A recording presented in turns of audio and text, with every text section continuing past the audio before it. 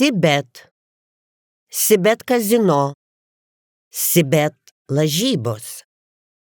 Nesaikingas lošimas gali sukelti priklausomybę. Sveiki, gyvi futbolo mylėtojai, 8 kartą VAR kambarys ir šį kartą pirmą kartą Edgaras Stankevičius, Lietuvos futbolo federacijos prezidentas, tad su Arūnu Klimavičium daugiau dėmesio skirsim lietuviškai daliai, nors ir šiaip mes tą pasaulio čempionatą nuolat pritemdavom prie lietuviškų dalykų, kai kur geriau, kai kur blogiau. Šiandien tikiuosi, Edgarai, kad pavyks taip neoficialiai, o paprastai pabendrauti, todėl tiems, kas galbūt galvos, kaip mes čia tuinamės, bet, kadangi mes tai bendraujam, tai aš manau, kad čia nėra ko vaidinti ir maivytis ir kalbėti taip, kaip kalbėtumėm prie limonado.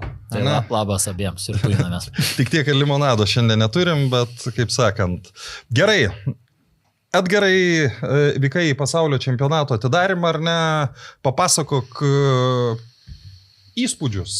Jau labai senai buvo, pamirštas tas atidarimas, tai jo teko lankytis tiesiai po tų nelemtingų rungtynių prieš Estiją, kitą dieną anksti ryte teko skristi į Meksiką, Meksiko City, kur vyko atidarimas, tai turėjome visų šalių federacijos prezidentus ir generalinius sekretorius, kurie ir dalyvavo atidarimo ceremonijai. Tai pirmas dalykas Meksike, tai begalinis karštis ir liūtis, trafikas didžiausias, jeigu rungtynių atidarimas buvo numatytas 1 valandą vietos laiku, su Lietuva buvo berods tuo metu 9 valandas, jeigu neklystu. 10 vietos laikų. Aš iškart pertrauksiu, ką girdžiu, kad po to nepamirščiau, sakai, begalinis karštis, bet tada, kai pirmose rungtynėse buvo ta atsigaivinimo pertraukėlė, aš specialiai pažiūrėjau, kad Meksikė tuo metu 23 laipsniai šilumos. Nes gerai nulyjo. Čia dėl to, ar ne? Ir ryte išvažiavimas buvo 9 valandą ryte, tai ten iki, vadinkim, stadiono pagrindinio, kur vyks atidarimas, buvo gal 20 km, važiavom nei daug, nei mažai 2 valandas.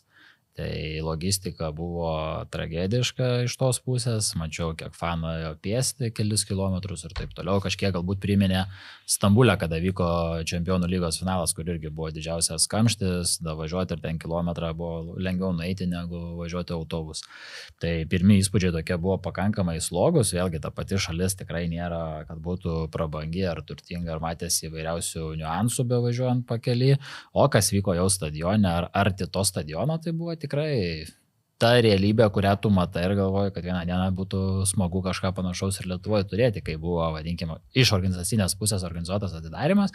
Taip, tu ten gali viduj būdamas matyti tam tikrų niuansų, kurie galbūt vyksta ne pagal planą, bet visumoje manau, kad atidarimas žmonėms turėjo patikti, šventė buvo gera, jeigu neklystu, buvo apie 80 000 žmonių su trupučiu, tai atmosfera gera, vietiniai dominavo, laimėjo pirmas atidarimo rungtynės, taip kad šventė tikrai pavyko, vadinkim taip.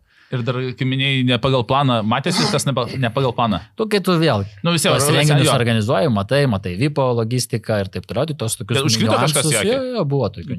Pavyzdžių, Ne, tai telekė tikrai nebus tokie dalykai, matome, bet ta pati VIPO organizacija, srautų suvaldymo, žmonių atskirimas, kur kas per ką eina, apsaugos darbas ir taip toliau, tai tokių niuansų, vadinkim, yra.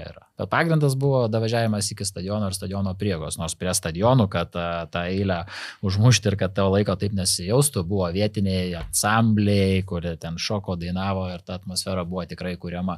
Vėl kitoks vaizdas pasirodė, kad nedarbo diena galbūt buvo visiems paskirta, nors buvo pakankamai dienos metu vykęs renginys ir buvo darbo diena, penktadienis jo, jeigu aš atsimenu.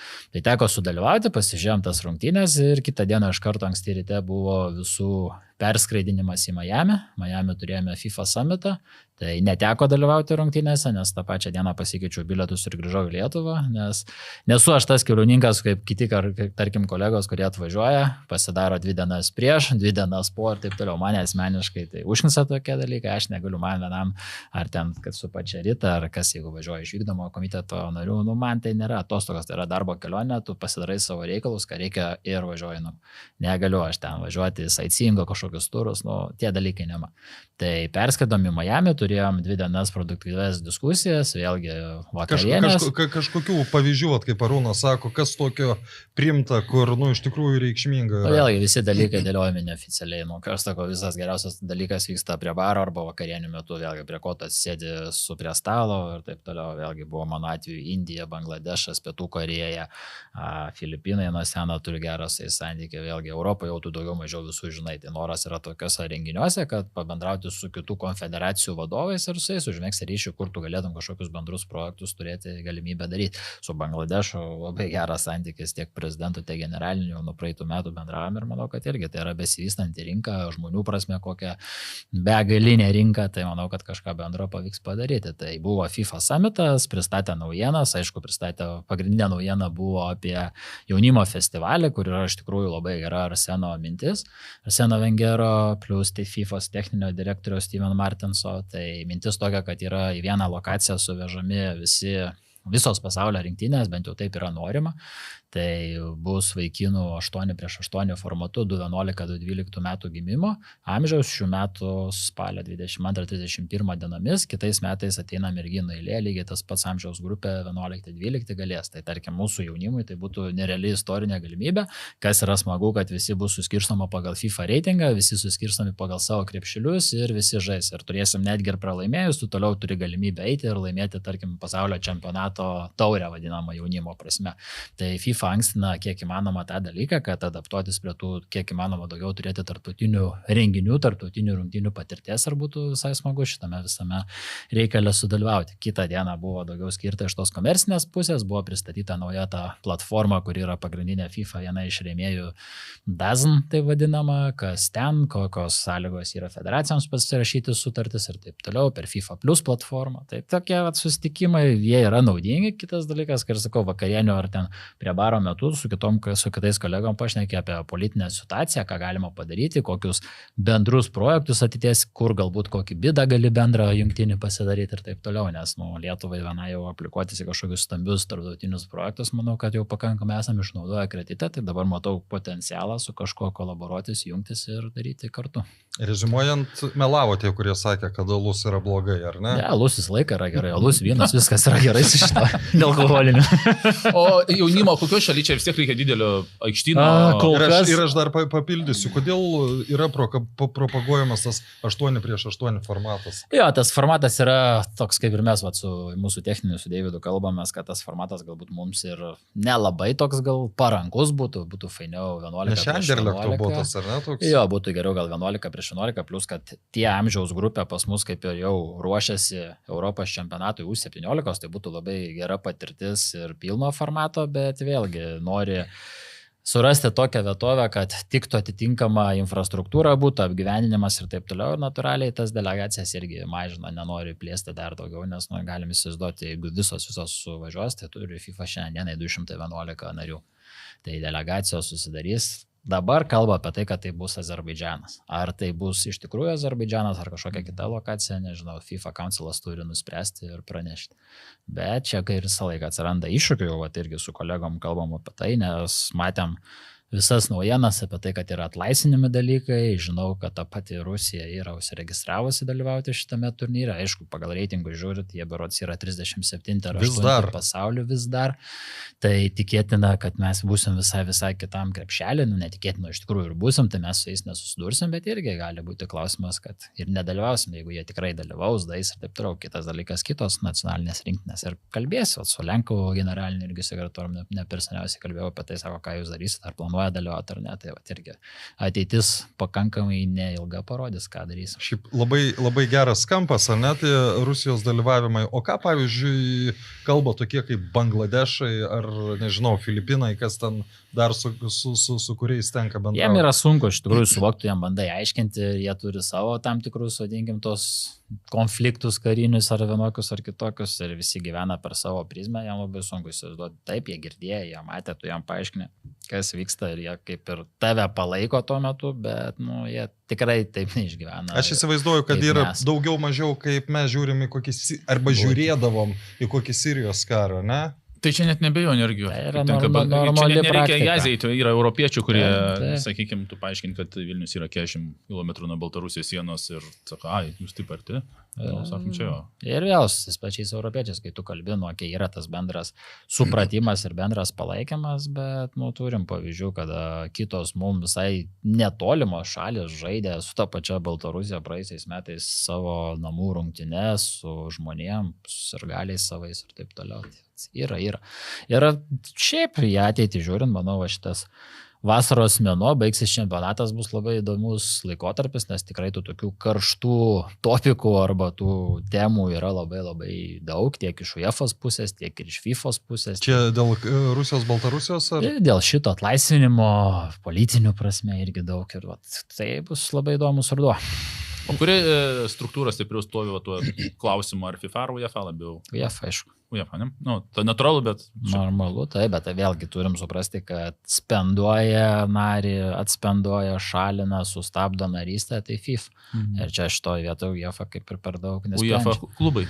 UEFA klubai nemijota, jeigu pavyzdys FIFA nuspręs, kad reikia gražinti, vadinkim, atspenduoti, tai UEFA šiandien dienai nieko gali nepadaryti. Gali, kur UEFA's yra teisės, tai yra klubinis futbolas. Tai, pavyzdžiui, galim pamastyti apie tokį variantą, kad kitais metais žaidžiant Europos qualifiersus, traukiant šiais metais gale metų burtus, galim gauti, jeigu bus atlaisvinti.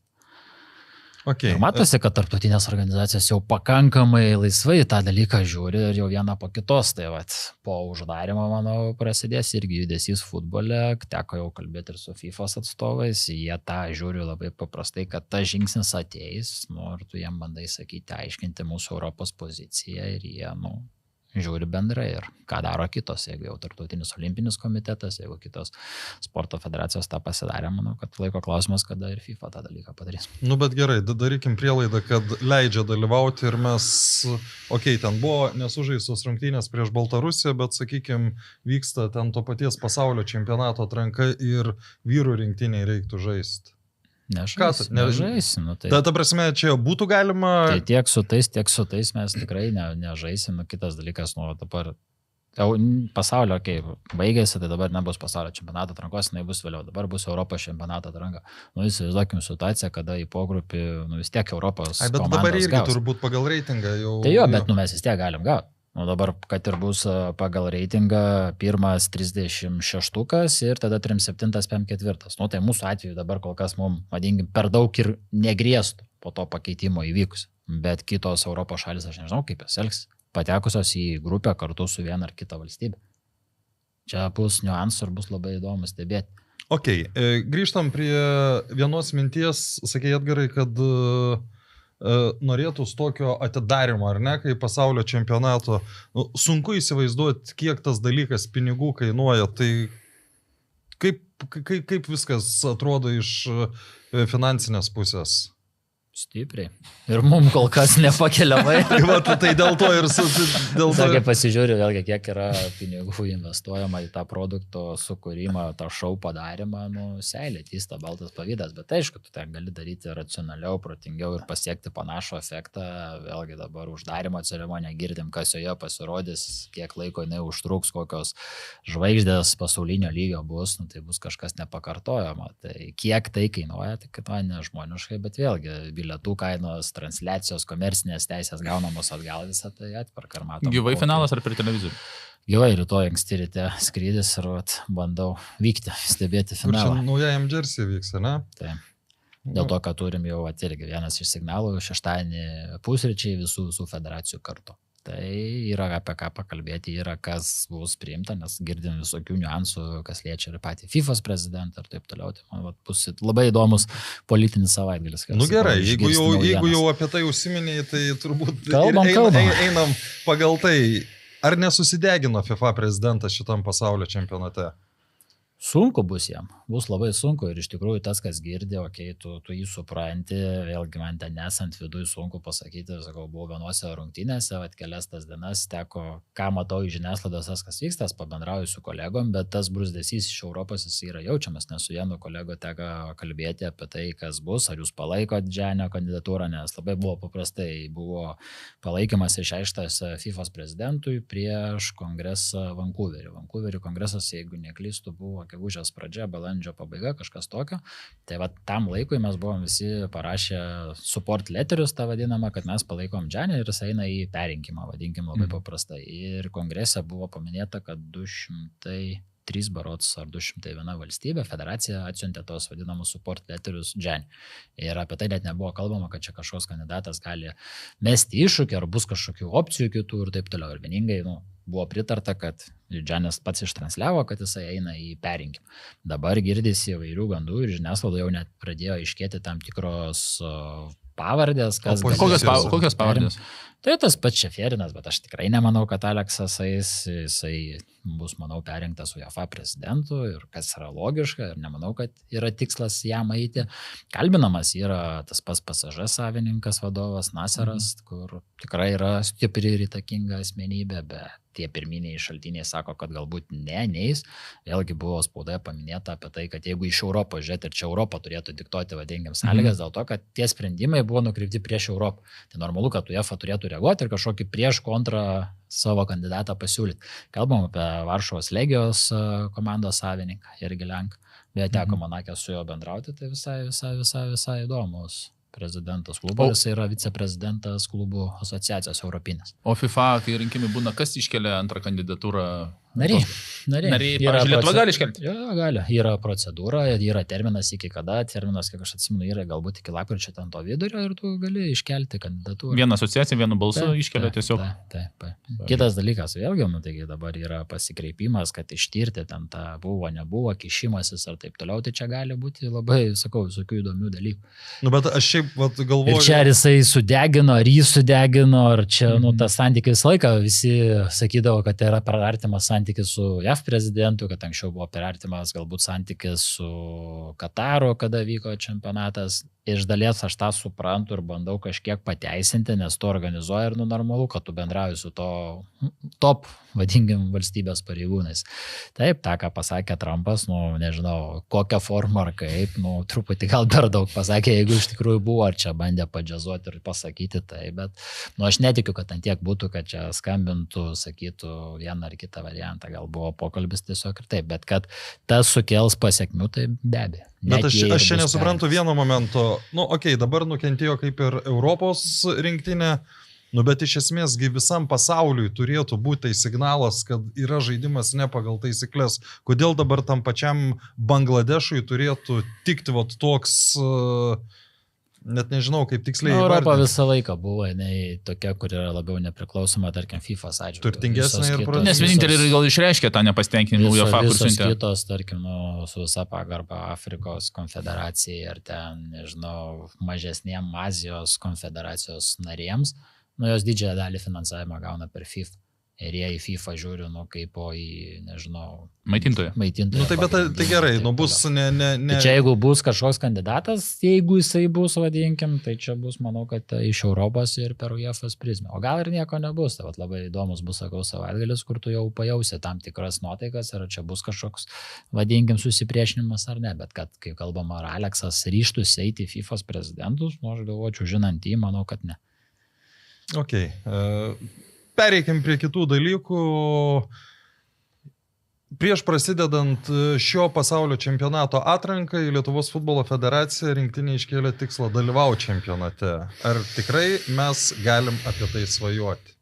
Ypač dabar žinant, kaip viskas baigės. Turim kelti tikslą. Ir turim kelti tikslą ir norą tame čempionate dalyvauti, arba bent jau būti arti to. Nesinori grįžti atgal ir žiūrėti, bet, ta grupė buvo pakankamai įdomi ir tikrai galėjo baigtis visai kitaip. Tie patys Lenkai ten nebuvo, taip, jie buvo geresnė rinktinė, bet galėjom pradėti ciklą lygiosiamis, su Suomiais laimėti, tada Malta savo tiesioginio varžovą ir ten pasibaršius vieniem kitiem taškų, kovoti dėl patekimo į tą play-off etapą, kodėlgi ne. Bosnių pavyzdys labai geras, pateko į čempionatą iš Europos, kur irgi galbūt niekas netikėjo. Jo, bet Italija dar įveikė. Jo, ir įveikė play-offuose tokias komandas, kur, wow. Bet aš vis tiek, aš galvoju, kad mums ir prieš Bosnius būtų labai sudėtinga. Tai Bosnija yra labai gera rinktinė, gera komanda, federacija irgi dirba pakankamai gerai, viskas ten su jais yra tvarko. Bet, yra tų gerųjų pavyzdžių ir, nežinau, aš gal per daug optimistas, bet aš labai tikiu, kad gali mūsų rinktinę įrodyti ir tikrai tikiu, kad, iššausim tą. Tai va, ar ne per daug optimistas Lietuvos futbolo federacijos prezidentas? Gal ir per daug, gal kartais, bet tai tada, jeigu tu netikėsi, ką žinau, tai tu eini darbą su tą mintim, kad pavarysim, kad viskas bus gerai, kad ta rinktinė užžais, kad laimės tiek vyrai, tiek merginos, norisi tų rezultatų. Tai jeigu tu netikėsi ir taip žiūrėsi tik tai realiai, tai tada pagal reitingą mums ten per daug kažką ir nėra ką veikti. Tai taip tada teisingai tie komentatoriai, kur sako, ten galim plėsti tą čempionatą iki 64 komandų ir rinktinė niekada nežais. Aš tikiu, kad mes žaisim burtam sukritus palankiai, turint tą mūsų jaunąją kartą, dar šiek tiek pabrendus, tikrai aš galvoju, kad galim. O čia dar aš pradėsiu tik vieną man mintis kažkaip pradėti, man tas, kad ten antrą, trečią, ne, tikslas būtų, ne, bet aš dar pradėsiu, kur man patiko iš dalies, nes aš atsimenu, kad toj grupiai ta vieta priklauso iš dalies ir nuo kitų, kur pabarstis taškus. Aš kažkaip buvau tą viškį praleidęs, nes tu įsivaizduoji, kad visą laiką tas aukštesnis laimės prieš tą ir taip sudėlioja 3, 6, 9. Malta laimėjo prieš jo, ir aš viską atsiminiau 8 metai, kai buvo 37 reitingė Lietuva, bijau sumeluoti, metus jie aukščiau negu prancūzai, nes prancūzai prarado taškus, o mes austrus. Tai tikrai. Prieš Belgiją, bet ir ta grupė, kur buvo... Ir tą pačią Norvegiją, berods, irgi lygitas pats. Tas buvo, bet va ta grupė, kur Austrai ir Rumunai buvo aplošti, ir ten buvo prancūzai. Ir jie pralašinėjo, ir kadangi mes vanom rungtynėm, neklystų, buvom sužaidę daugiau, mes jom visus metus aukščiau negu prancūzai, nes prancūzai tik tai pasivijo sekantį pavasarį mus. Tai kaip kiti pabarsto, ir tu gali gauti 9, 10, 9, 11 taškus. Ir ten kokias prieš paskutinės lemia, ar tu išeini, tai čia biškai, aš irgi tą. Aš galiu pasakyti, kodėl aš taip skeptiškai žiūrėjau į tą tikslą, dėl to, kad aš galvau, net jeigu pasiseks Lenkijoje, net jeigu pasiseks su Suomija, vis tiek mes paslysim, ar su Malta, negalvau, kad abu kart paslysim, bet vis tiek, jeigu lyginam visą ciklą Lenkijos ir Lietuvos, kažkaip... Jo, bet čia svarbiausia tai iki galo išturėti šansą. Likus 2 rungtynėm, kaip sakai, ar ten 6-7 taškus paėmė, Lietuvos mūsų atveju, ne? Išturėjo, Malta laimėjo prieš Suomius ir nukritome paskutinę vietą. Jo, tai va, iki galo tą išlaikyti, kad likus 2 turams, sakai, žiūrėk, ten laimėsim, tie sukris blogai, mes būsim, pavyzdžiui, ant tretį. Jeigu Malta gerai, tu kartą gali paslys, pasimk lygiasias pergalę 1-4 taškus, ta situacija būtų vėl kitokia. Jeigu mes startą su Lenkais tašką, Suomius namie pasitvarkai, kai aš sakau, ir 4 taškus su Malta nebūtų, ta situacija bus bloga ir iki pat galo dar būtum galėjęs tikrai kovoti dėl tos play-offinės vietos.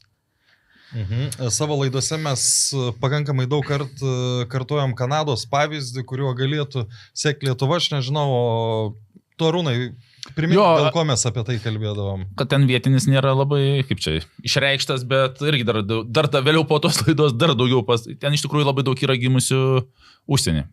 Tai va, kaip ir su Bosnija. Dabar turiu net nusifotografavęs iš 25-7 gimė Bosnijoje ir yra Europos sudėliota lentelė. Tai va, nuo pat apačios iki Norvegijos, neklystu, ar ten Suomija viršuje ir veidukai, ir per visą Bosniją gimus per visą Europą ir 7 iš Bosnijos. Taip, bet ir mūsų atveju, jeigu įstatyminė bazė būtų palankesnė mūsų atveju būtų daugiau, mažiau, galbūt net ir kažkas panašaus. Okay. Bet tai čia kito kelio nėra. Iš aplink Lambetskį turim, jisai lietuviškas pasas, viskas tvarkoja. Mukasa iki šios dienos vargsta ir mama, nors mama grina kraują lietuvė, močiutė žaidus moterų rinktiniai, vargstam, kad turėtų tas jaunuolis pas. O kokioj stadijoje, va čia įdomus momentas? Ten apostilių išėmimas, dokumentų siuntimas ir taip toliau. Vieni palei tą galiojusį įstatymą aiškina, kad viskas yra tvarkoja, bet tada prasideda niuansas, kada buvo atimtas lietuviškas pasas mamai. Nuo to priklauso, nes vaikas kaip ir gimė, vadinkim, UK. Jis kaip ir viskas priklauso, turi UK pasą ir viskas ten, vadinkim, su šitoje vietoje yra tvarkoja. Bet pagal tuo metinį Lietuvos įstatymą galiojus iki to amžiaus, kas gimė vaikai, ir jeigu vienas iš tėvų yra lietuvis, jis kaip ir natūraliai turėtų turėti. Bet tuo metu atsirado taip, kad buvo kažkurio metu atimtas mamai pasas lietuvių ir prasidėjo tie visi niuansai. Viską mums restų tas nelemtas referendumas, iki kurio pritrūksta. Ir turim tokių pavyzdžių, va dabar vienas iš naujausių pavyzdžių, prisikalbinom, yra 2 Kiprė gyvenantis jaunuoliai, broliai, tai vienas vyresnis, vienas jaunesnis, tai jau jaunesniam vaiko, jam 12 metų, mama yra lietuvė, jam yra 11 ar 12 metų, tai jisai be problemų jau gavo lietuvišką pasą, o jau tas vyresnis, kuris jau net ir Kipro jaunimo rinktinėje yra žaidęs, viską irgi atsisako minties, kad turės Kipro pasą, daromės lietuvišką pasą su mintim, kad jisai žaistų pas mus. Kokioj pozicijoje? Irgi turėtų būti viskas gerai. Dar per anksti po to išsiaiškinsi. Išsiaiškinsi. Ne tiek daug brolių, daug Kiprą. Gal ne broliai, gal skirtingos pavardės. Broliai, ne? Matysi. Tai taip sakė. Bet tikrai yra įdomių vaikų ir va, ten ta situacija, pavyzdys, kreipėsi iš Argentinos lietuvišką pavardę, pusiau lietuvišką, kreipėsi iš Brazilijos ir tokių pavienių kreipimusių mes turim ir tikrai yra įdomesnių tų vaikų, kurios norėtum tų matyti, bet dėl tų pasų yra ta situacija. Nes šiaip aišku, kad kreipėsi yra viena klausimas, kokio jo lygio, nes kažkada aš dabar... Bet ir mūsų sekami tie, kurioje mes jau norim matyti, okay. Tai mes jau turim kokią 10-15, kur šiandien galėtume ir būtų galimybės teisinės pilnai. Dar grįžkim prie tos Kanados, ne? Mes tada pasižymėjom prieš 20 metų MLS, akademijos, investicijos, aiški kryptis. Kaip teisingai atsirinkta teisinga kryptį? Tai labai gerai visus tos sudedamosius ingredientus, kriterijus, ką išvardinai. Tai yra to viso futbolo verslo, futbolo sistemos paslaptis. Ar mes atsirinkom jau tą mums labiausiai tinkamą kryptį? Labai tikiuosi, kad su akademijos, pabandėm Anderlechtą, pabandėm užsienietį techninį direktorių, 2 savo patirtį turėjom, dabar turim Deividą. Turim galbūt šiek tiek supaprastėjusi, turiu omeny sertifikavimą ir tas bendravimas yra visiškai paprastesnis dėl to, kad jo akademijos įgūdo, tą kasdieninę veiklą visai kitaip vykdyti, negu tam pirminėme etape, kada tik tai buvo pačioj pradžioje tos Anderlechto pradžiamokslis, jeigu taip galima sakyti. Tai tos akademijos mūsų tikrai deda didelį žingsnį į priekį, nesakau, kad visos, bet tos jau didžiosios arba tos pagrindinės, taip, sekančiais metais mes norim ką padaryti, tai norim atskirti tas vadinamas elitinės akademijas ir palikti masinio futbolo akademijas. Į elitinės akademijas bus dedamas visas dėmesys, bus skiriamas finansavimas. Tai mes jau turime įsigryninę ir noras turėti per visą Lietuvą maždaug 7-8 elitinės akademijas, į kurią mūsų treneriai, mūsų techninio departamento žmonės turėtume atskirą mobilią akademiją, kurie atvažiuotų ir dirbtų kartu su tom topiniam akademijom. Tos topinės akademijos, tai vėl Vilniuje šiandienai planuojam, kad bus 2-3, kurios turi aukščiausią rangą, tada galbūt Kaune kažkas, tada Klaipėda, Šiauliai, Panevėžys, regioninių irgi principų ir pagal tai turėti. O visa kita yra masinis futbolas, masinio futbolo akademijos, kurioms sertifikavimas yra truputį dar neįkandamas arba jų netokia vizija ir iš jų, kad atvažiuotų į tas pagrindinės akademijas, tas elitinės. O kaip padaryti, kad tėvai norėtų vesti tas elitinės akademijas, nes kol kas susidaro įspūdis, kad pagrindinis kriterijus yra arčiau namų, bent jau Vilniuje. Tai vienas dalykas, kitas dalykas gal, kad ne tėvai, bet kad tos mažesnės akademijos arba iš kitų miestelių jos atiduotų tos vaikus, talentingus jaunuolius į tas didesnės akademijas. Atiduos? Bet aš irgi sistemą piniginę, tą transferinę, kad yra patvirtintos naujos sumos, kad jos kyla ženkliai ir kad klubai ir akademijos pradėtų tarpusavį kalbėtis, susitarti. Nesakom, kad mokėkite tas sumas, bet bent jau tarpusavį susitarkit, kad gausit procentą nuo pardavimų. Matom, kad tie pardavimai po truputį egzistuoja ir aš tikiu, kad tarsis ir kalbėsis. Ir atiduos, nes jau matom pavyzdžių, kada išvažiuoja iš tų didesnių, vadinkim, mūsų klubų arba aukščiausiam divizionė žaidžiančių arba akademijų ir normalu, kad tas turi būti pavyzdys. Negali susipagarbo kokio mažo miestelio akademijoje atsiradęs talentas, jis gali pranykti, jis turi važiuoti didesnį, iš didesnės į dar didesnį. Čia visur tas pats. Kaip legendinis Romas Juknevičius treneris sakė, iš visų upelių turi didžiausias upės subjektą. Taip, tai toks noras ir yra. Ką tu, Arūnai, kažką norėjai? Ne, sakau, pradžioje tėvai, kuo arčiau, bet kaip ateina tau 10-11 metų, tu matai, kad tavo vaikas galbūt nori ir natūraliai atranka, natūralus noras. Ta prasme, aš irgi, man skambina, aš sakau pradžioje, ką arčiau, kas arčiau pas tave yra tas. Ar ten jeigu 2 yra, sakai, tai biški geresnė. Bet sakau, žiūrėk, tu nebijok dabar kuo arčiau, nes sakau, tu neprivežiuosi, o po to, sakau, pamatysi, tada sakau, paskambink man už 2-3 metų, aš tau pasakysiu, kur vesti. Tai, žinok, pradžia jo, bet po to vis tiek tu kiekvieną savo vaikui nori geriau. O čia dar grįžtant prie tų perėjimų, vis tiek jie liks kaip ir buvę, nuo 12 metų iki 12 metų yra, kaip sakant... Tai yra laisvas judėjimas, bet vėlgi tai yra tvarka, kad negali būti taip, kad akademija parašo, mus dovina tavo visą grupę ir palei trenerį išeina visą grupę. Bet taip yra. Yra ir tie špagavimaisi, tie konkuravimai tarp akademijų, Kaune turėjom tų pavyzdžių, kad Abionas su Kauno Žalgiriu irgi pakankamai stipriai dėl vienokio ar kitokio priežasčių, tai neturėtų būti, nesveika, kad atsiunčia palei kometą, įsitraukia visą žaidėjų sąrašą, atsiunčia, kad mane domina ir mes visą tavo grupę. Ir tada bet kada galima eiti kalbėtis. Aš šiaip nesu sugalvojęs, koks čia galėtų būti vaistas, bet Vilniuje yra labai paprasta šiaip. jeigu esi iš tų didesnių akademijų, duok treneriui 1000 eurų didesnę algą, jis tikrai ateis su visais vaikais iš kitos akademijos. Daugiau reikia. 1000 daugiau negu Ai, jis gavo. Nu, tarkim, gavo pusantro, pasiūlyk 2,5. Jis ateis, bet nebūtinai. Bet yra uždrausta ten kažkurį laiką žaisti. Kiek 10 dienų. Tu vėl, tu matai, kad yra tas judesys, tada tu vėl žiūri visai kitaip ir įsijungia tam tikri drausminiai dalykai. Jo, ne, 40,5 metų, ne, apie metus ten kalba. Tai dabar irgi turėjome situaciją, kada iširus Riterių akademiją, Talentų futbolo akademiją, vaikai perėjo į ataką. Ir norėjo su treneriu, ten didžioji dalis, tai pasipildė ataką ir norėjo, kad būtų suteikta vieta elitiniai lygai. Nu, iš vienos pusės tu gali suprasti, kad taip, tie vaikai išėjo, perėdė tą, bet tu nepaimi visos akademijos, tu paimi vieną grupę, kuri galbūt yra įdomesnė, su kuria yra įdomiau dirbti, potencialiai ir taip toliau, dajungiai savo ir nori dalyvauti. Tai kas buvo priimta, vėlgi iš pradžių buvo priimta, kad nepriimti ir ten priimti kitą akademiją, įsikišus man buvo perdėliotas variantas, kad darom tada peržaidimą, abidvi akademijos, kurios nori dalyvauti dėl tos vietos, įsiaiškina, kas yra stipresnė aikštelė ir ta išsikovoja vietą. Tai kiekvienas tas atvejis yra individualus, tu jį bandai spręsti, kad būtų kiek įmanoma logiškesnis, kad tai patenkintų kiek įmanoma daugiau visų lūkesčius ir kad tai būtų realus sprendimas, o ne šiaip kažkoks atsikėliau, sugalvojau ir padariau.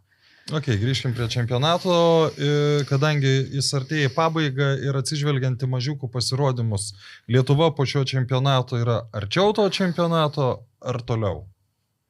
Ir taip ir ne, tai žiūrėsim, kas čia bus su ta 64 komandų formatu. Čia realu, nerealu buvo, anksčiau ten išmesti tokie pasiūlymai pirminiai, bet apie jos nieks rimtai nežiūrėjo. Tas KEM 8 komandų formatas, mes galim sakyti, jisai nepasiteisina, galbūt čempionatas yra per ilgas.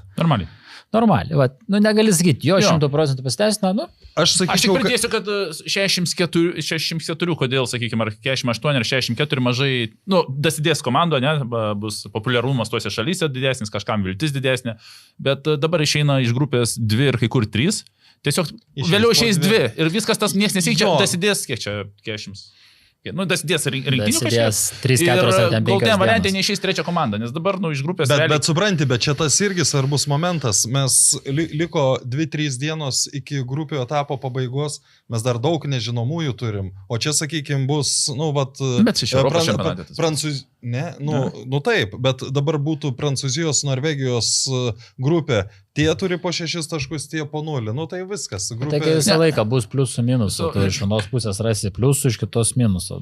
Mum Lietuvai, aišku, yra geriau gal tas šiam 4 sakyti dėl to, kad galbūt lengviau bus patekti. Gerai, nežinai, koks formatas bus, kokia atranka. UEFA didins konfederacijai vietų skaičių.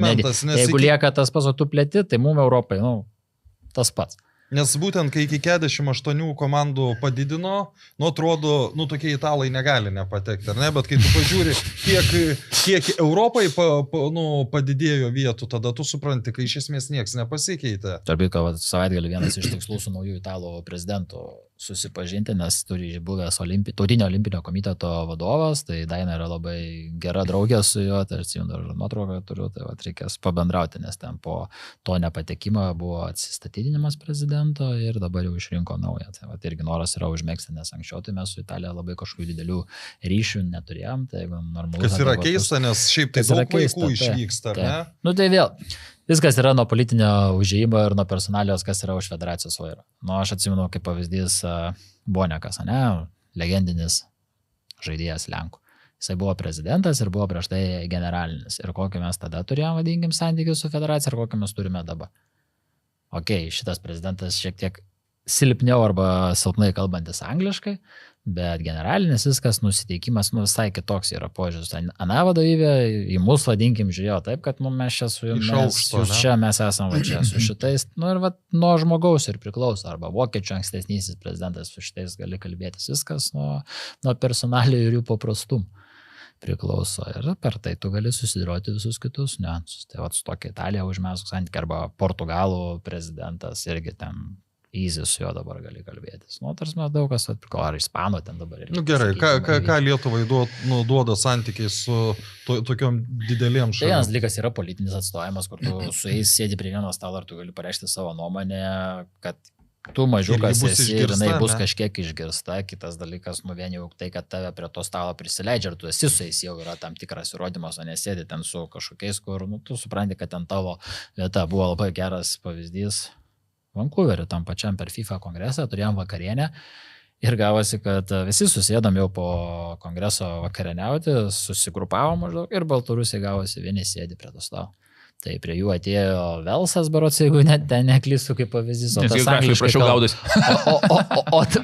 O jie, angliškai labai prasta ir ten visą vakarą visi jokasi, kai Velsas bandė jam išaiškinti kažką angliškai. Ten tokių niuansų. Tai tie santykiai yra svarbu, nes per juos, vėlgi, nori turnyrą, nori kažkokią finansinį, kažkokį bendradarbiavimą pasidaryti, viskas, per jaunimo rinktinių, kokie turnyrėliai ir panašiai. Tai labiau, kad pasaulio čempionatai dabar kartu organizuojamis, kas irgi buvo mintis, kur jūs sakėt, kad savus tuos resursus išnaudojam, reikia tik tai su kai kuriuom šalim. Tokiais pačiais Lenkais irgi, jie ten kažko gauna, kažko negauna, infrastruktūrą nepalyginsi su mumis, sakau, bandom kažką bendrai daryti, kažkokį čempionatą, žiūrėkit, jūs to neturėjo, gal pabandom va šitą kartu, mes turėjome ten, tarkim, Europos futsalo čempionatą, tikėtina, 30 metais mes jau nebeorganizuosim, neduos, bet apie moterų, pavyzdžiui, pasaulio salės čempionatą, kodėlgi ne, kalbam su FIFA, kad galbūt galėtume aplikuotis, nes Lenkai nėra darę ir mes moterų nesam darę. Areną turim, jie jūs turit. Bando. Tai aš kaip suprantu, ir ten šitie atsiliepimai po tų turnyrų neblogai buvo, ar ne? Ir iš to tu pradedi, arba ten, tą patį Bangladešą. Atvažiuokit, jūs pas mus,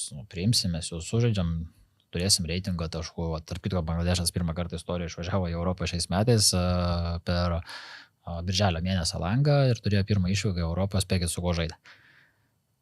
Neturiu supratimo. San Marino. Ir laimėjo 2-1, džiaugiasi, sako, pirmą kartą laimėjom istoriją prieš Europos komandą. Tai tokie ir jie, kas man patinka, kad vėlgi dėl ko aš sakau, aš noriu bendrauti daugiau per FIFO's pusę į tos azijiečius, afrikiečius, vis tiek Europa jiem yra lygis. Ir kai tu Europai ten kalbė, tu jau viską ten daugiau mažiau žinai, jie jo lab tu čia esi mažiukas, o ten tu esi vis tiek europietis. Tu jau save pozicionuoji šiek tiek kitaip ir ten sėdi su Pietų Korėja, tas pats Indija, Bangladešas, Filipinai, kur, Japono dar buvo atsimenu prezidentas, kur šalis, pakankamai jau įtakingos. Bet jie su tam, mes norim atvažiuoti Lietuvą, čia žinom, čia buvo jūsų užsienio reikalų ministras pas mus atvažiavęs, čia futbolas, gal futsalą, gal beach soccerį padarysim ir taip toliau. Ir tada tu matai, kad yra tų kolaboracijos taškų, per ką tu gali pasidaryti, kad, sakyti, rinktinės galėtų važiuoti tą tarptautinį bendradarbiavimą. Ar ten trenerių edukavimas, labai, pavyzdžiui, europiečių vertinamas trenerių edukavimas. Labai daug kas dabar nori, kad pas mus į Lietuvą atvažiuotų treneriai, vadinkime, edukuotis. Arba netgi galvom apie tai, kad galbūt mūsų stafas galėtų važiuoti tam tikras federacijas daryti education. Kaip įdomiai skamba, atrodo, mūsų pačių treneriams reikia mokytis, o čia atvažiuotų dar kažkas. Iš dalies UEFA yra lygiai greitai FIFA pagal biudžetą ir to Azija. Jie man dėl prezidento, kai buvo, Edgaras kalbėjo, kad tik tai Europa gali mesti iššūkį FIFA, nes biudžetai yra milijardiniai tik pastuos ir pastuos, visi kitos tos yra maitinamos. Tos pačius skaičius, dėl ko tas išplėtimas į M4 grinai, sportinė dalis viena, bet ta komercinė ir pinigų rinkimo prasme, klubų čempionatas dėl ko buvo sugalvotas, nes FIFA turi kažką galvoti ir generuoti naujus produktus, vėlgi užklasiniai veikloje, aš manau, kad buvo kalbama apie tai, kad kažkurio metu atsirastų ta vadinama pasaulinė tautų lyga, netgi buvo apie tai, bet iš tai, vadinkim, Europą pasipriešino. Čia ta, kur turėjo šių metų pradžioj? Ne, buvo iš vis utopija padaryti tokią, kad žaidžiam tautų lygą, Nations lygą worldwide, pasauliniu mastu ir mintis tokia, kad bet kas su bet ko žaidžia, gal pradedam, tarkim, mes kaip UEFA savo regionas konfederacija, visi kiti irgi savosiose, bet po to jau playoffai būna, tarkim, mes žaidžiam su kokiais Azijos konfederacijos rinktinėmis.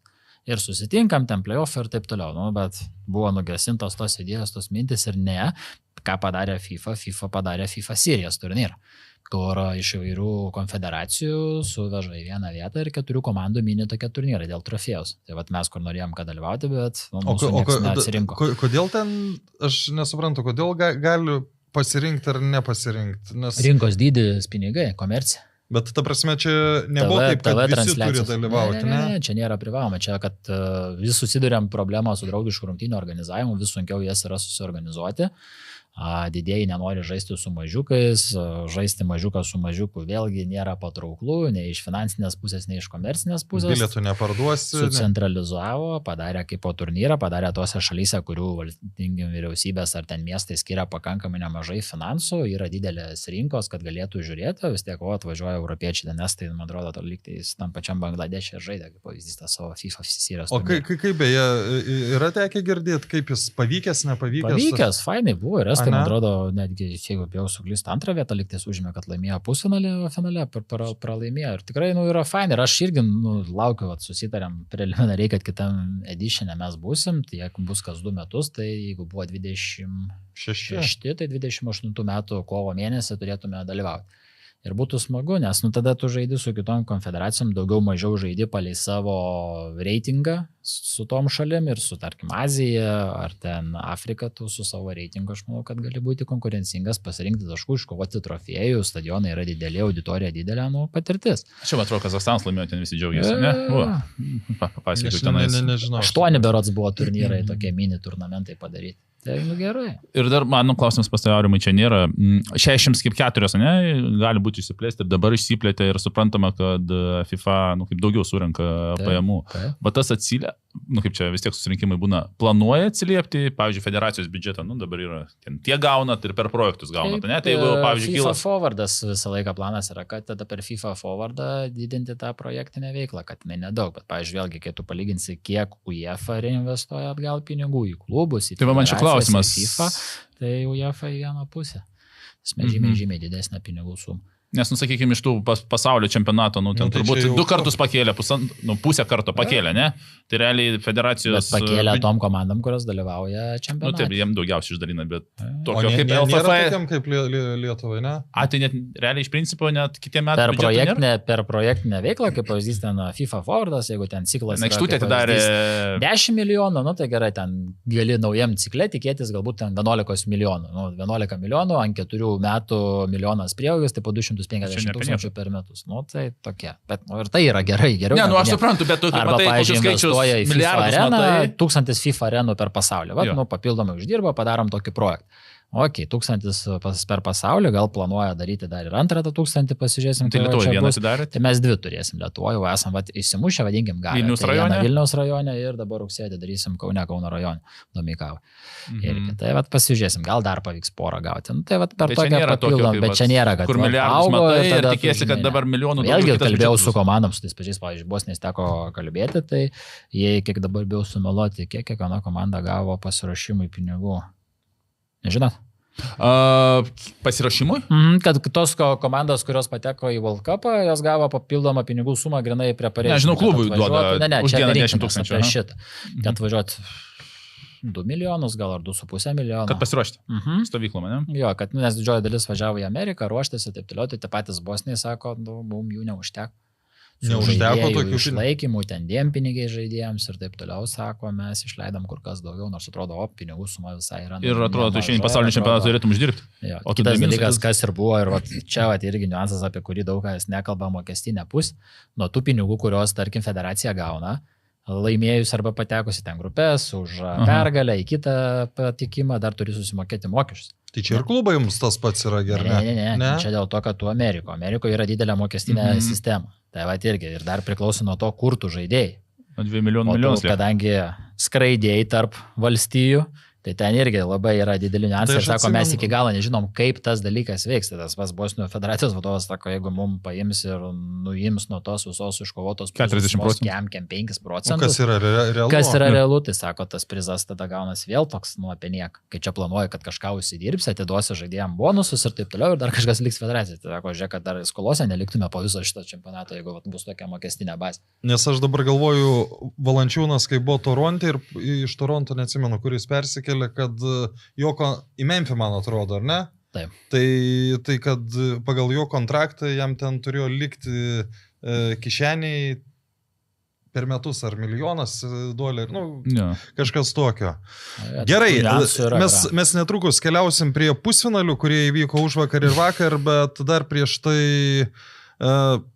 Kas yra labai dažnai eskaluojama, tai VAR sprendimai ir labai stiprus kišimasis į patį futbolą. Čia praeitą kartą, kai mes su Arūnu kalbėjom, aš sakau, dabartiniam pasaulio futbolo čempionate teisėjas yra nereikalingas, nes viską vis tiek nusprendžia VAR. Ar teko su kažkuo iš aukščiau kalbėti tą temą? Man patinka kartais paskrolinti Instagram'e, kas vyksta, tai ten kaip tai futbolo teisėjas atrodys ateinančio čempionatas, visas ten apkarstytas visą įrangą ir taip toliau. Tai nežinau, mano asmeninė nuomonė, kad to varo yra per daug, kad jo galėtų būti kur kas mažiau ir tų intervencijų, įsikišimų turėtų būti žymiai mažiau, nes man tai asmeniškai gadina tą visą grožį. Tai... Nežinau, ar kampinį reikia žiūrėti. Aš pavyzdžiui, atsimeni, kai mes praeitą kartą kalbėjom, kai aš sakiau, kad dažniausiai žiūri, jeigu teisėjas parodo kampinį, bet nebuvo kampinio, tai keičia sprendimą, kitu atveju nekeičia. Tai man sakė, kad taip nėra, bet aš... Čia vėl laiko tempimas, tada rėmėjo sekundės ir rėmėjo logotipo parodymas, vėl kalkuliuojasi papildomos pajamos. Štai kur viskas susiveda. Yra detalės ir niuansai, iš kurių ta pati hydration pertraukėlė vadinama ir taip toliau. Viskas yra labai šitam čempionate yra komercializuota. Jau atrodė, kad klubų čempionatas, kas vyko pernai, jau buvo labai irgi stipriai, tai bet dabar su pasaulio čempionatu nueita dar į priekį.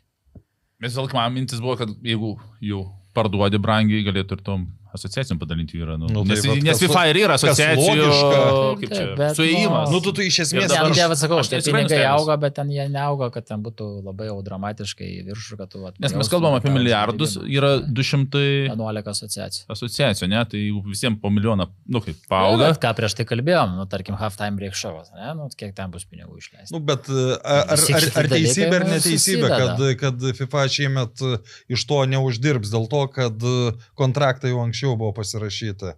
Iš ko neuždirbs? Iš tų atsigaivinimo pertraukimų. Nežinau, neklausiau šito klausimo, aš tikrųjų nežinau. Infantinas sakė, kad, aš mačiau jo medijoje, kad jis tai, kaip Hydration rašo, tai Gatorade rašo, tai atsitiktinai pateko Intanais. Niekam nemokėjo. Aš manau, kad tikrai gaus. Tai va, tai ką Arūnas sako, jeigu yra 200... Nes šitą diktuoja FIFA, šitą kontroliuoja FIFA. Sugalvoti papildomą reklaminę poziciją, tą vadinamą product placementą, ką jie padarė, aš manau, kad tikrai turėtų būti. Ir beje, dar vienas dalykas, ko irgi nežinau apie tuos mokesčius, ir man atrodo, teko skaityti, man atrodo, čia tiesa, kad kai atvažiuoja pasaulio čempionatas, FIFA nemoka mokesčių toj šalyje. Teisingai? Tai dabar, ką šiandien sužinojau, pasirodo, FIFA nemoka mokesčių, o kaip reikia mokėti prizus, sako, žiūrėkit, jūs mokėkite 40%, tai vos neišeina taip, kad Lietuva išeina, duoda... Suprantate, nėra tokio vieno atsakymo, kad ar reikės ar nereikės. Ir visi sako, laukiam čempionato galo, žiūrėsim, kas bus. Ar mums įkalkuliuos kažkokius mokesčius, ar pavyks kažkokiu būdu susitarti. Čia visi pakeičia. Ir Šveicarijai nemoka mokesčių. Tai imkim dar ten kokiem vokiečiam, šveicaram, tai tas gal... Bet imkim mažesnį šalį, imkim kaip Lietuvą, ar tau važiuoti už 2 milijonus pasiruošimui. Jeigu tu išeisi ir dar minusė bus. Taip. Tai tas bosnis sako, suma sumarum, ten berods vėl yra niuansas, kiek kompensuoja arba už kiek, tarkim, tam tikra pinigų suma ir kaverina tavo tos vadinamas išlaidas visai delegacijai, bet sako, mes patekom į čempionatą normalu, kad vykdomasis, ten rėmėjitas, sako, kiek tie papildomi man dar kainuoja kaip federacija ir tada žiūriu, kad jau aš minusę sėdžiu su to čempionatu. Yra tokių niuansų. Tik tiek, kad čia turbūt... Atsakau, kad tik tokios problemos būtų patekti ir tada skaičiuoti. Ką ir galvoju dabar, įsivaizduokim, jeigu Lietuva patektų į čempionatą, tai iš rėmėjų tiek surinktų pinigų. Visi neįsim tą minusą, aišku, čia neįsim, bet pats principas, kad FIFA nemoka, tu išmoki ir sumokėk 40%, tai galite iš karto susitarti, tada nuvažiavęs į Ameriką. Taigi, jeigu tau per skambutį su Trumpu gali raudonas šaukti, išdalės, ne? Tai tu sakai, žiūrėkit, mes mokėsim prizus, paliekam tenais. Tai bus labai įdomu, sakau, tą sumą sumarum, kai padarys kažkokį tokį viską apibendrinti čempionatą, bus labai įdomu išgirsti tas istorijas. Dar ir Arūno skaičiavimas, jeigu mes turim 200 asociacijų, 211. Kad lengviau būtų skaičiuoti, tu duodi visom po 5 milijonus, reiškia, tu išleidi milijardą vieną, kitus milijardus savo pasilieki. Ten jie dalina iš 4-13 milijardų, ne? Nes per ciklą eina. Tai nes ciklas, 13 milijardų. Dabartinis FIFA's biudžetas ciklų yra 11 milijardų, tai kas čia gautųsi 2,75, jeigu taip pamečiu išdalint. Gerai, keliaujam prie pusfinalių, 2 rungtynės, 2 skirtingi pusfinaliai, Prancūzija, Ispanija. Užsienio spauda kalba apie tai, kad Ispanija pirmą kartą šiame čempionate privertė Prancūziją atrodyti paprastą komandą. Kaip tokia prancūziška mašina taip stipriai užstrigo? Man atrodo, mes įdomiausią dalį turėjom jau. Dabar apie futbolą pakalbėsim.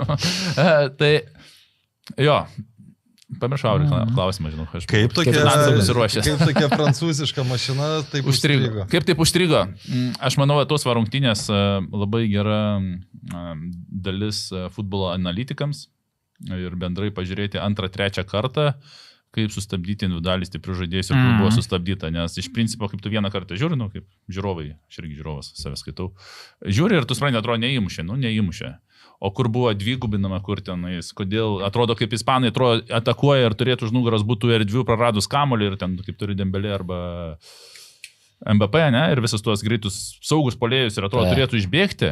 Ir tu žiūri, kad ten niekas neišbėgo. Man keista, kalbam apie vieną smūgį per 90 minučių, ne? Paskui ten atliko per pridėtą laiką 2 smūgius į vartų plotą. Aišku, nedaug trūko, kad būtų daugiau tų smūgių. Tik tiek, nedaug trūko, jo, bet faktą mes žiūrim, kad ta prasme nebuvo tokio. Ir va čia aš manau, labai, kaip čia, futbolio analitikams, išanalizuoti, pažiūrėti 2-3 kartus ir...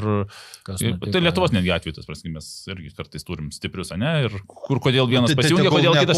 Stiprius, jo, aš turiu, kad vis tiek būna prieš individualiai stipresnius mes žaidžiam dažnai. Aš manau, kad ir ispanai žaidė prieš pakankamai individualiai stipresnius futbolininkus. Tai man tokia apie tą bendrai pažiūrėjus, kad tikrai, aš antrą kartą man nereikia žiūrėti, bet kažkam tikrai verta pažiūrėti antrą kartą ir kas buvo padaryta. Tai Edgarai, turi kažkurią rinktinę, kurią labiau mėgsta? Ispanai, nes turime totalizatorių federacijos gretose prieš čempionatą, visi tvarkingai po 10 eurų, kas norėjo dalyvauti, tai turim 24 beros, tarp kitko linkėjimai Šemberui, kuris, manau, laimėjo pirmą vietą, tai gaus didžiąją dalį prizų. Jo, manau, kad taip. Čia kas pirmą vietą laimėjo, ar rezultatus? Visą čempionatą. Buvo spėlionė, totalizatorius visų nuo grupio etapo, reikėdavo nepamiršti, buvo kas pamiršta tame tarp ir aš ir neparašai tų rezultatų. Pigdyberots yra tokia platforma, programėlė ir labai fainai. Tai vat kolektyvas pasijungia, tai turėjom 24 ir treneriai irgi įsijungia viską, tai vat kas tikslingiau atspės, ten jeigu atspėja rezultatą tikslų taškai, jeigu ten tik komanda vienaip ir taip toliau. Jeigu įvarčius skirtumą. Jo, tai aš sezono vadinimo čempionato pradžioje pasakiau, kad ispanai, tai kol kas vat atspėjau, aišku, nesu ten tarptų lyderių vidurė gale, bet vat ispanai man tą rinktinę, kur norėčiau, kad laimėtų. Prancūzija turėjo daugiau individualaus talento, Ispanija geresnė komanda. Ar tai buvo didžiausia šių rungtynių pamoka? Kad turėjo talento, tai taip, bet tie patys ispanai ir to talento turi, bet žaidė komandiškai ir manau, kad stipriau yra kaip komanda. Tai čia pamoka, vadinkim tą, ką Rūnas minėjo mum, kad mes jeigu ir galim laimėti, tai galim laimėti kaip kolektyvas, kaip komanda. Kitų variantų tikrai nėra. Kitų variantų mes neturim. Pritariu. Nieko nepridursi, ne? Taip, mes daug kalbėjom apie tai, kad per pusantro mėnesio nekart nesuklupti yra arba labai sudėtinga, arba iš vis neįmanoma, ne? Bendrai vertinant, ar tai nėra per ilgas turnyras? Gal Edgarai, tu pradėk, nes... Sunku komandom, delegacijom teko bendrauti su komandų vadovais, generaliniais prezidentais, kurie dalyvauja čempionate. Ir irgi, ar skrendat į finalus, viskas sako, ne, jau mums užtenka, ten kas, tarkim, ketvirtfinalį iškrito, ar kažkas sako, ne, jau mums Amerikos pilnai Sočiai ir mes nebeskrendam. Tai tas jautėsi, kad labai labai ilgai. Plus dar, kadangi didžioji dalis, bent jau Europos rinktinių, jos atvažiavo žymiai anksčiau į tą pusę, kad adaptuotis, aklimatizuotis ir taip toliau. Tai tas sudėjus labai ilgas periodas. Įsivaizduokim, kad toks nedidelis kolektyvas 2 mėnesius visą laiką. Nes realiai mes žaidėm birželio 6 Kaune, rinktinių langas startavo birželio 2-3, tarkim. Pirmadienis, kas ten gavosi, 2 gal kokia. Jo, nežaidėm šeštadienį, tai gal net 1 dieną startavo. Tai jau tos rinktinės ruošėsi ir jau jos važiavo su mintim, kad žais su kažkuo draugiškas ten. Tai jau nuo birželio pradžios jos buvo. Tai imkim tie patys ispanai, jeigu nuo birželio pradžios iki Liepos 20. Tai beveik 2 mėnesiai, tai kaip ta prasme nesusipykt, kaip išsilaikyti. Tai vėl keliavimai kokie, čia nėra, kad Europoje. Ne iš Kauno į Klaipėdą. Taip, oro sąlygos. Čia vienas kitam atsiduosti, gerai atskrenda. Žmonos turbūt ten kažkas kurį laiką, bet esmė tai čia tu gyveni, aš skaitų, kad 2 savaitės yra tas tarpas. Po 2 savaičių, stovykla yra 2 savaičių, geriausia, nes po 2 savaičių. Čia bus iššūkis, vėlgi grįžtant į Europą, visiems bus iššūkis, bet mums irgi Europoje bus iššūkis dabartinis, naujausias langas rugsėjo mėnesį. Mes startuojam rugsėjo 21, o langas baigėsi spalio 4-5, nes 4 žaidžiam, tai 5. Ai, čia beje, dar aš čia visai neseniai sužinojau, kad ne Baku rungtynės. Dar neaišku, dar 4 rungtynės. Tai va, irgi bus tiek fiziškai, tiek emociškai, psichologiškai kolektyvui bus įdomu, bet čia visiems tokios taisyklės pasikeitė. O gerai, o dėl Baku ar ne Baku, tai jo, atidaro naują stadioną Handžoj ir preliminariai yra sutarta Baku, toj Handžoj, bet bandom derintis, kad į Baku, nes žaidėjom po to, mes žaidžiam 4 dieną, baigėsi langas, reikia skristi. Žaidėjai grįžti, jeigu į klubus, tas, kas žaidžia Europoje, yra labai sudėtinga iš tos Handžos. Tada turi skristi į senąjį Stambulo oro uostą, daryti pervažiavimą į tą normalų, įsiskirstyti. Arba tada turės visi grįžti į Lietuvą ir tada iš Lietuvos vėl skirstis. Tai žiūrėsim, bandom federacijos prašyti, kad nedaryti, bet jie ten pasistatė naują gerą stadioną ir nori daryti tokį kaip ir atidarimą. Nors su Liechtensteinu jie žais Baku.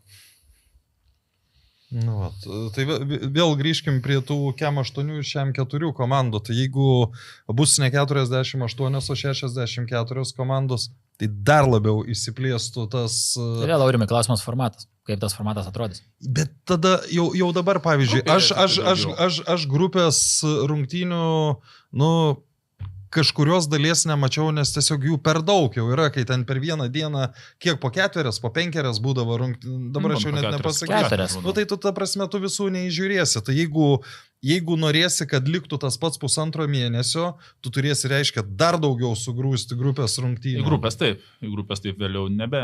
Tai grupės iš esmės ir sudaro didžiąją dalį visų rungtynių. Yra pultelis. Galim išjungti televizorių. Arba neįjungti. Ir ramu. Nes kažkaip irgi apmaudu, ne? Sibet. Sibet kazino. Sibet lažybos.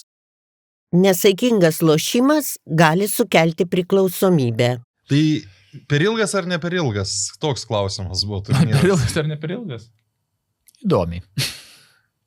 Čia yra, kaip ir pradžioje kalbėjom, ar tą patį ir turbūt buvo, ar gerai ar ne, kiek dabar 48, ne? Yra pliusų ir yra minusų. Jeigu tu patenki į čempionatą, yra pliusų. Bet tada kaip reikia mokesčius mokėti, galbūt mokesčius, ten išbūti. Ieškai minusų, bet... Aš manau, tokie vargai daugiau. Mielai sutikčiau 2 mėnesius. Mums dar ilgai tas negrėsia, tai kaip sakant... Bent jau grupę etapą pabūti ir tada jau gali... Ok, nei ispanai, nei prancūzai šiame čempionate nebuvo atsiliekančių vaidmenį, kiek tas kvailokas baudinys padarė įtakos būsimai rungtynių daliai. Nes dar iki baudinio, prancūzai, mano nuomonė, nebuvo tokie blogi, kokie jie buvo po to. Šiaip kvailokas baudinys ir galbūt tokiam etapė tu nesitikė tokio iš profesionalaus futbolininko, nes čia lygui kartais irgi pažiūri, kaip po kampinio kelią, kamuolys pašoka, tu lauki. Ieškoma rašto, ne? Komentarų jau būtų sočiai. Komentarų būtų, bet o federacija pati kreipės į šitą sport radarą, ar automatiškai atkeliautų tie... Tarsi, jeigu vienas dalykas iki rungtynių, kas vyksta, ateina, tarkim, alertai arba kažkokie raportai, rungtynių metu po rungtynių jau tu gauni tą. Arba gali, kas būdavo, tarkim, Riterių atveju ar kitais, tu papildomai kreipiesi, kad jas išanalizuotų tas rungtynės ir jau tada atsiunčia grinai tas rungtynės. O po rungtynių, jeigu ateina iš tenais sekančią dieną, už 2-3? Ne, maždaug 2-3 dienas. 2-3 dienas. Tai Riterių nebuvo nei vieno atveju, kad... Kol kas ne. Okay. Sąžininkai. Jokas, realiai kalbant, nei praėjusiais metais, nei šiais metais A lygos čempionate arba dabartinėme top lygos nei vieno klubo raporto nesame gavę. Kas yra džiugu iš tikrųjų. Paskutinis raportas, kuris atėjo, tai buvo geraisiais Marijampolės Syčio laikais. Lietuvos futbole. Nuo to laiko džiaugiuosi, kad neturime nei vieno raporto. Nei pirmoje lygoje, ne? Ne. Tai fantastika. Pertraukė Marūnai, tu beįsiplėtas... Mes turime visą laiką įdomių temų, tai viskas gerai. Gerai, tai apie kvailoką baudinį Turbūt gal kvailokas baudinys tai komandai labiau atsiliepia, negu pabijoti ten vieną. Tokiam lygmenį, Nes to aikštelė yra pavojinga tikrai ir per save gynėjų išmešinėti ir pasimesti ir galvoti, kad nėra greitų aplinkui. Tai tikrai kvailokas, čia labai kvailokas, tokiam lygiai tokią klaidą padaryti. Sustabdyti, galvoti, kad čia nieko nėra aplink, kaip per tą sekundę, kur kamuolys pakyla, kiek žmogus gali nubėgti. 10 metrų, kažkas bėgėjus, jeigu jie malis ten pas tave už nugarą žaidžiant, tai aišku, kad jis kažkur netoli bus. Kvailok, Aurimai. Tai taip. Gerai. Jeigu reiktų rinkti geriausią pasaulio čempionato žaidėją iš Ispanijos, kam jūs savo balsą atiduotumėt? Dar iki finalo rungtynių. Man Rodris visą čempionatą patinka, kaip jis atrodo, kokią formą demonstruoja. Aš dar pridėsiu irgi ir dar paskutinės rungtynėse man ant galo, aš kažkaip 20 minučių pradėjau sekti Kukurėją. Šiaip labai įdomus dalykas, aš nebuvau niekada jo fanas, sakykime, bet aš net juo, su šeima žiūrėjau su vaikais, sakau, žiūrėk, jis vėl apvogė, ir tas paskutinės ten 15-20 minučių, jis tenais 5-7 tokius švarius perimus. Ir čia ne pirmas kartas. Ir beje, jo per šį pasaulio čempionatą niekas nėra apvedęs. Pirmas dalykas, antras dalykas. Dar mačiau, jo. Matė, ne? Kitas dalykas, aišku, čia dabar iki auksinio kamulio ir ten kažkokių apdovanojimų nenueis kaip gynėjas, sakykime, bet, sakykime, kokį ten 10, 11 nėra, sunku jis pateks. Imkime aukščiau. 6-7 geriausius pasaulio. Nes atsiminkim, kaip Kanavaro tapo geriausių 8, man atrodo, 6, 2.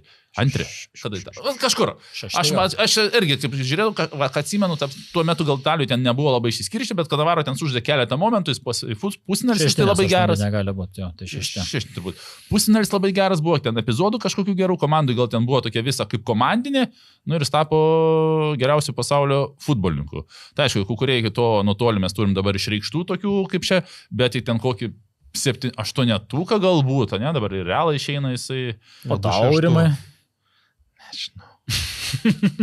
Man labiau patinka klausinėti, nei atsakyti. Tai va, tai be tų visų, tokius, kur mažiau rodė. Man Kukurėja šiaip patinka, jį lengviau žiūrėti, nes jį tu iškart geriau atskiri, čia jau tas irgi yra dalykas. Jo, bet Rodris visą čempionatą patinka. Taip. Kokį stabilumą išlaiko, tai...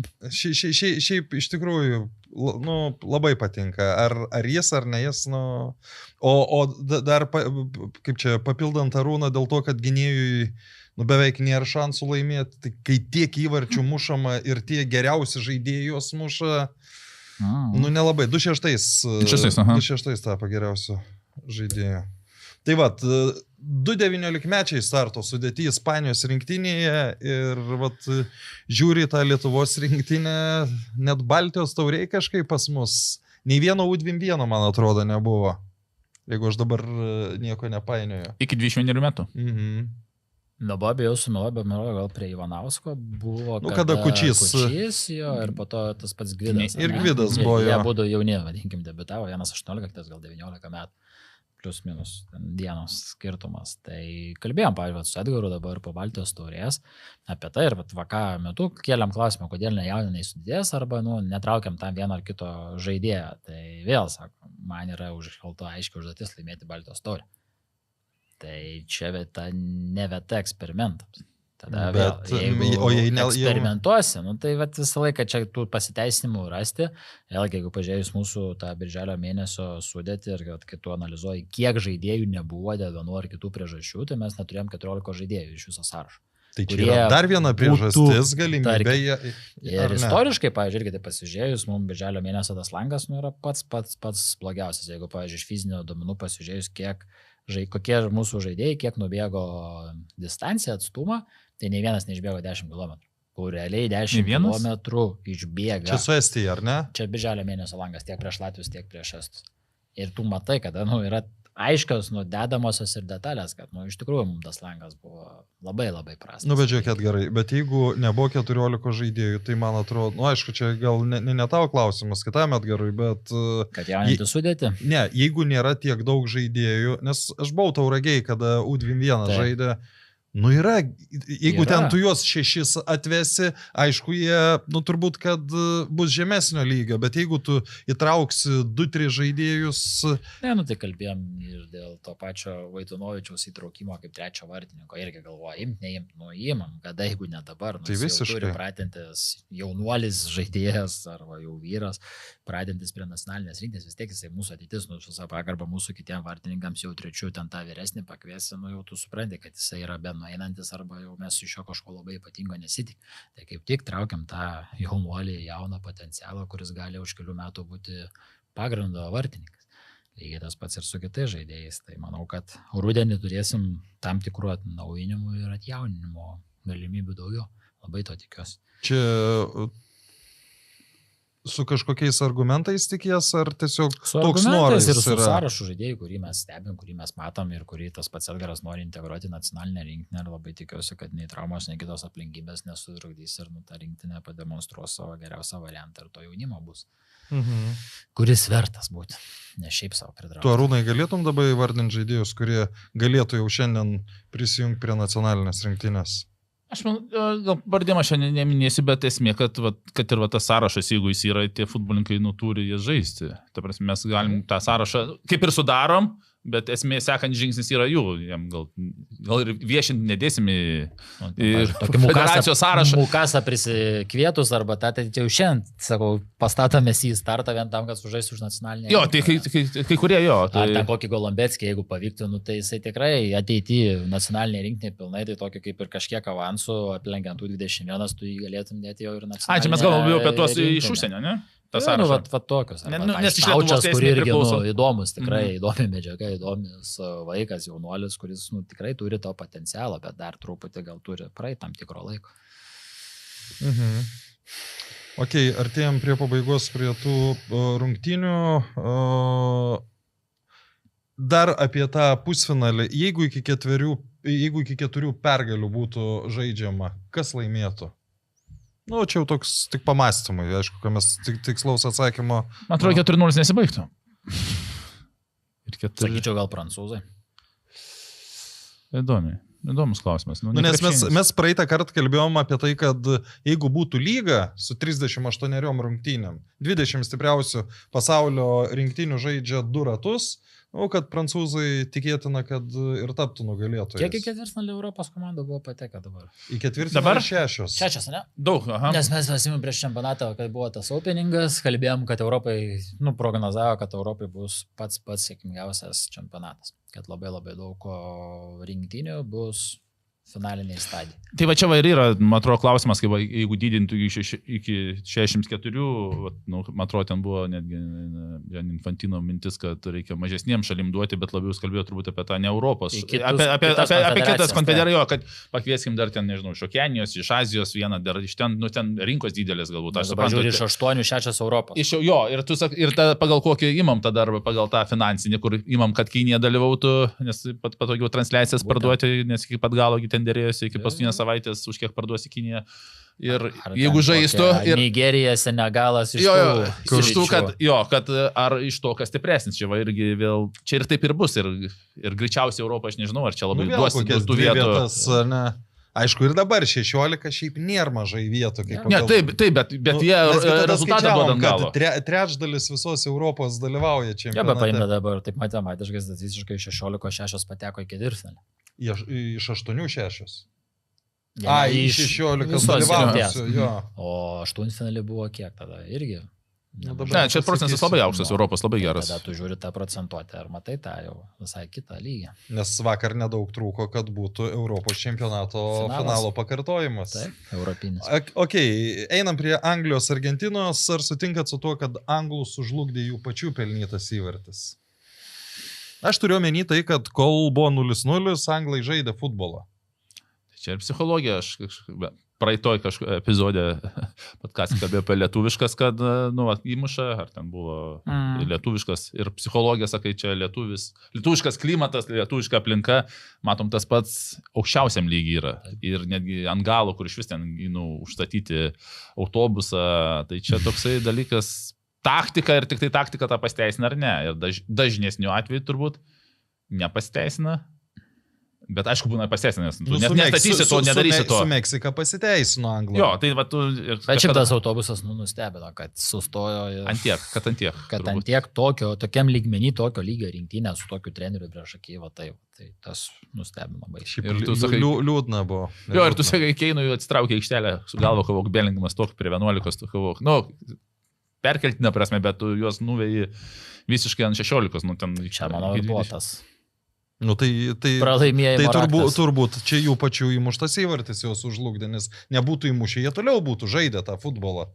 Taip, bet irgi dar, sakykime, kaip sakyti, gal ta iš Argentinos irgi tam, sakykime, atrodo, ta Argentina kaip yra, ne, bet dar man toksai, kaip čia tas, besidomins futbolu, bet tikrai ne visas žinias ir kaip himnus groja ir kaip rodė veidus. Nu, kaip kamera eina. Taip.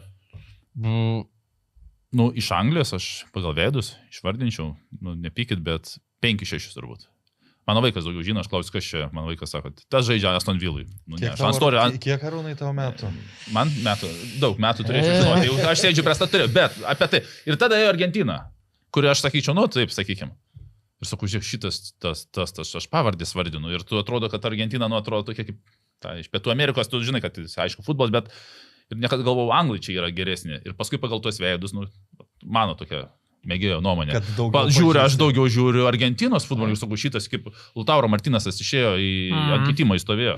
Aš sakau, va, tas žmogus, sakau, neįtikėtinai stiprus ir gali padaryti rungtynės. Nulemti, jo. Ir nulemti, ir nulėmė. Nu taip, Rashfordas, man Rashfordas patinka, ta prasme, žinomas, sakykime. Turi dar didesnį potencialą, manau, bet aš kaip... Vemblis sėdėjau ant suolo, kaip aš tam šonė bėgioju, nu, neįtikėtinai, ta prasme, man jisai patiko Volkeris ir jisai du futbolininkai, kurie man patiko, ta prasme, nes arti bėgioju ir supratau, kad kiek fiziškai. Aš ant suolo sėdėjau, aš dopingą pasikeičiau su, paskui padavau akcionui. Su Polėju, labai žymus. Žinau, pasakysiu, tikrai žymus užkrito, bet nelaukiu to atsakymo. Tai va, sakau, kai jūs pamačiau. Tas didysis? Ne, kaip tik, ne. Buvo jo.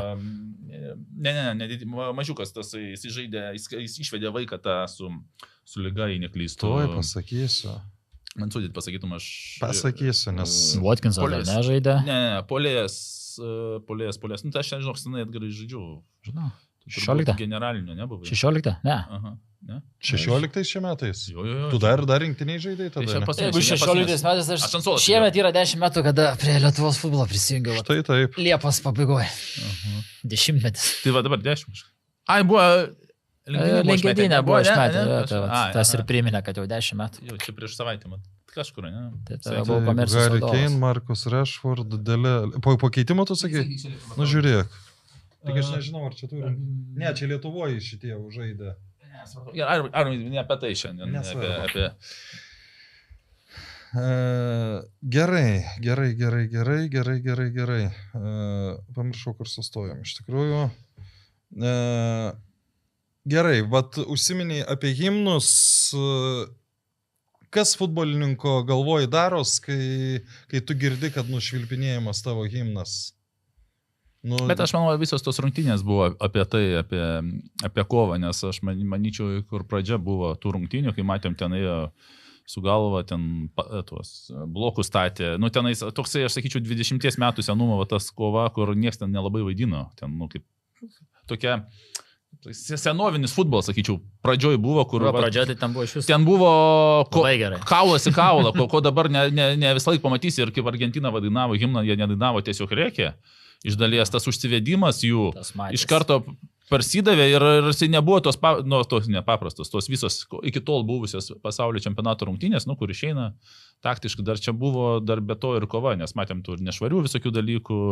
Tai šitoj vietoj, man tai patiko tas, sakykime, neišaugo į gal tokį, kaip čia būna, kaip ten spjaudimasi, nu, tokį, kaip būna labai užšlykštų, gal kaip Paragvajus atvejais, Paragvajus galbūt atvejais prieš Argentiną, kur biškai gal per daug, aš sakyčiau, ten, kaip tu eini... Prieš Prancūziją. Prieš Prancūziją, teisingai, per petį. Nu, bet čia buvo užsivedimas, jo. Šitoj vietoj toks biškai kitoks futbolas negu... Bet jeigu, nu, gal nėra buvę tokio dalyko, kad Lietuvos himną. Lietuvos himną, ne. Niekas nebuvo nušvilpęs. Bet psichologiškai tas, nu, turėtų, kaip sakant... Aš manau, jie ten vieni kiti jau buvo iki tol. Tiek istoriškai užsivedė. O Edgarai, grėsia už tai baudos? Ne, nemanau. Nėra, kad jeigu tu... Nu, ką žinau, gal nepagarba kažkokia dar kažkokia. Bet realiai, kad FIFA išrašinė. Nu, jie už viską išrašinėja. Bet už ką? Nu, kam? Dabar užsidirba. Abiejų... Federacijom? Ne, gal nemanau. Nežinau, spėčiau, kad ne. Tai vat, užsiminė apie tą Paragvajų prieš Prancūziją, tai pirmas kėlinys iš esmės iš argentiniečių pusės, nu, buvo kažkiek panašus į tą Paragvajų. Kodėl paragvajiečius visi pasmerkė, o Argentina laiko genialia komanda? Turėjom ne per seniausiai dylą su Paragvaju žaisti Lietuvą. Norėjom atsivežti Paragvajų Lietuvą. Šiaip insidas. Okay. Pinigų užsiprašė? Daug, ne? Ja. Kiek panašiai? Nu, tas daug, tai kiek panašiai kainuoja? Keli dasidarėti iki 500 000. Nu, tai mokestis. daug. Bet, tarkim, Urugvajus be milijono nevažiuoja. Dabar irgi turiu tam tikrų rinktinių, kur neslapčio mėnesį mums dar reikia vienų draugiškų, tai irgi dabar. Iš tų tokių jau didesnių. Norėtųsi kažką įdomiau Ne surasti, Europoje. nes Europoje mes turime vienintelę Maltą. Nenoriu aš jau su tą Maltą žaisti, kiek galima tas pats per tą patį, nes neturiu. Tai ieškom kažkur kažką susirasti, tai bet jos kainuoja ir nemažai. Tai gal tu Edgarai žinai, kodėl dauguma tąsyk Paragvajų pasmerkė, o Argentina ima kaip pavyzdį. Neteko, jeigu taip pat domėtis ir girdėti viso šito dalyko.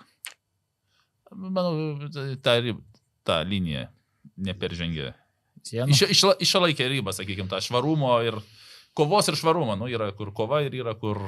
Ne, vakar tas, kas buvo, tai ten buvo viskas. Pradžioje man tai patiko ta kova, vyriška kova. Aš pradžioj vakar rungtynių, kokią, nežinau, 15 minutę Rūnui parašiau, kad paleis teisėjas rungtynės.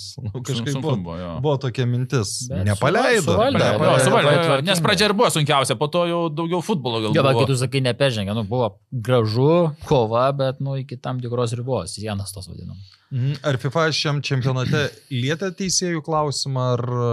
UEFA, žinau, kad daro Liepos pabaigoje online visų teisėjų susijungimą, vadovų diskutuos apie teisėjų darbą čempionato metu, kokios mintis, gairės ir taip toliau. Tai irgi bus pakelta klausimų, manau. Čia turbūt ir tas pats varas į tą įeina, ne? Taip.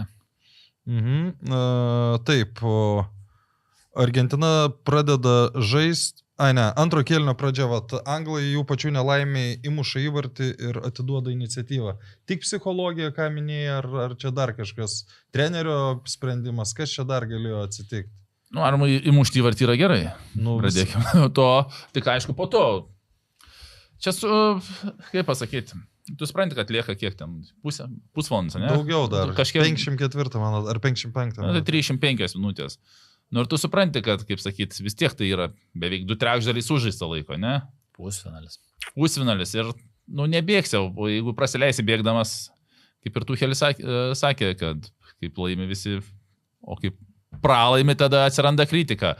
Ir beje, kiekviena komanda laimės pasaulio čempionatą, o visas kitas ir antros vietos komandos trenerių reiks pasiteisinimą. Ir bendrai dar, Edgaro, aš ir paklausiu dar vieną mintis, irgi vakar žiūrint futbolą. Dėl trečios vietos nėra tokių klausimų, kad nereikia. Ne, tai aš žinau, kad bus. Ar nėra tokių klausimų, kad nereikia? Yra visą laiką. Bedaro, ne? O kodėl gali net... dabar... Man dėl trečios vietos įdomus rungtynės bus. Aš suprantu, kai visą laiką... Kaip Eurolygui tas pats, kaip ten Eurolygoje. Bet matai, Eurolygoje dažniausiai, kaip ir šitam pasaulio čempionate, patenka tos pačios komandos, kurios kovoja tik dėl pirmos vietos, bet kaip, sakykime, paimkim prieš 4 metus Kroatija ir Marokas, tai abiem komandom ta trečia vieta. Mes vienintinis. Kas prieš ką, bet dabar prancūzai prieš anglus. Čia jau nelabai. Ne, kitą čempionatą reikia dėl trečios ar ne? Aš nežinau, kas pateks. Mano nuomonė, mano asmeninė, aš nedaryčiau. Aš ir nedaryčiau. Viskas anglai dabar pralašė. Tai dabar... Gerai, jeigu bus sensacija ir kažkas į tą pusfinalį pateks, kur tai komandai jau ta trečia vieta būtų kažkoks istorinis pasiekimas, tada aš suprantu. Bet kiek mes tokių atvejų turim, kada iki pusfinalio dažniau vis tiek kažkas... Daina kažkas iš tų tokių, tarkim, nežinau, antro, trečio ar ketvirto, 10-tuko komandų. Ir dabar vienose rungtynėse paskutinė minutė, ne, tu ten prasileidai, ne? Ir kiti, kur kovoja dėl čempionų, irgi pralašė, kur sako, gal ten turėjom laimėti. Ir dabar dvi tokios nusivylusios komandos. Laukite šeštadienio, sėdėkite ir žaiskite. Po tiek laiko jau ten auksinio batelio ten norisi kažkam įmušti, nesakykime, dar yra. Bet pats principas dabar, tokia fanas, anglų fanas, sakys, mes laimėjom trečią vietą, jie šves trečią vietą, kaip ir laimėjai, tu pasveikinti komandą, bet ar čia yra tas... Manau, tos jau abi dvi rinktinės būtų namuose. Tikrai jie būtų sutikę važiuoti atostogas futbolininkai palsėti po tiek laiko pasiruošimo čempionato. Tai jie 2 mėnesius. Okay. Manau, kad tikrai ne. Argentina savo ruoštų pradėjo žaisti po to įvarčio, jiems nebereikėjo provokacijų, teisėjų tapo žymiai lengviau, pagaliau Messi, kuris, mano nuomonė, nesužaidė pirmo kėlinio, vėl tapo tuo, apie kurį daugiausiai kalba pasaulis. Kokį scenarijų įsivaizdavot tada, kai argentiniečiai taip perėmė iniciatyvą, kol dar, nežinau, kokia 60-70 minutė? Nežinau, sunku pasakyti. Gal viduje tikėjai, kad kažkas čia bus. O kuriuos labiau palaikiai?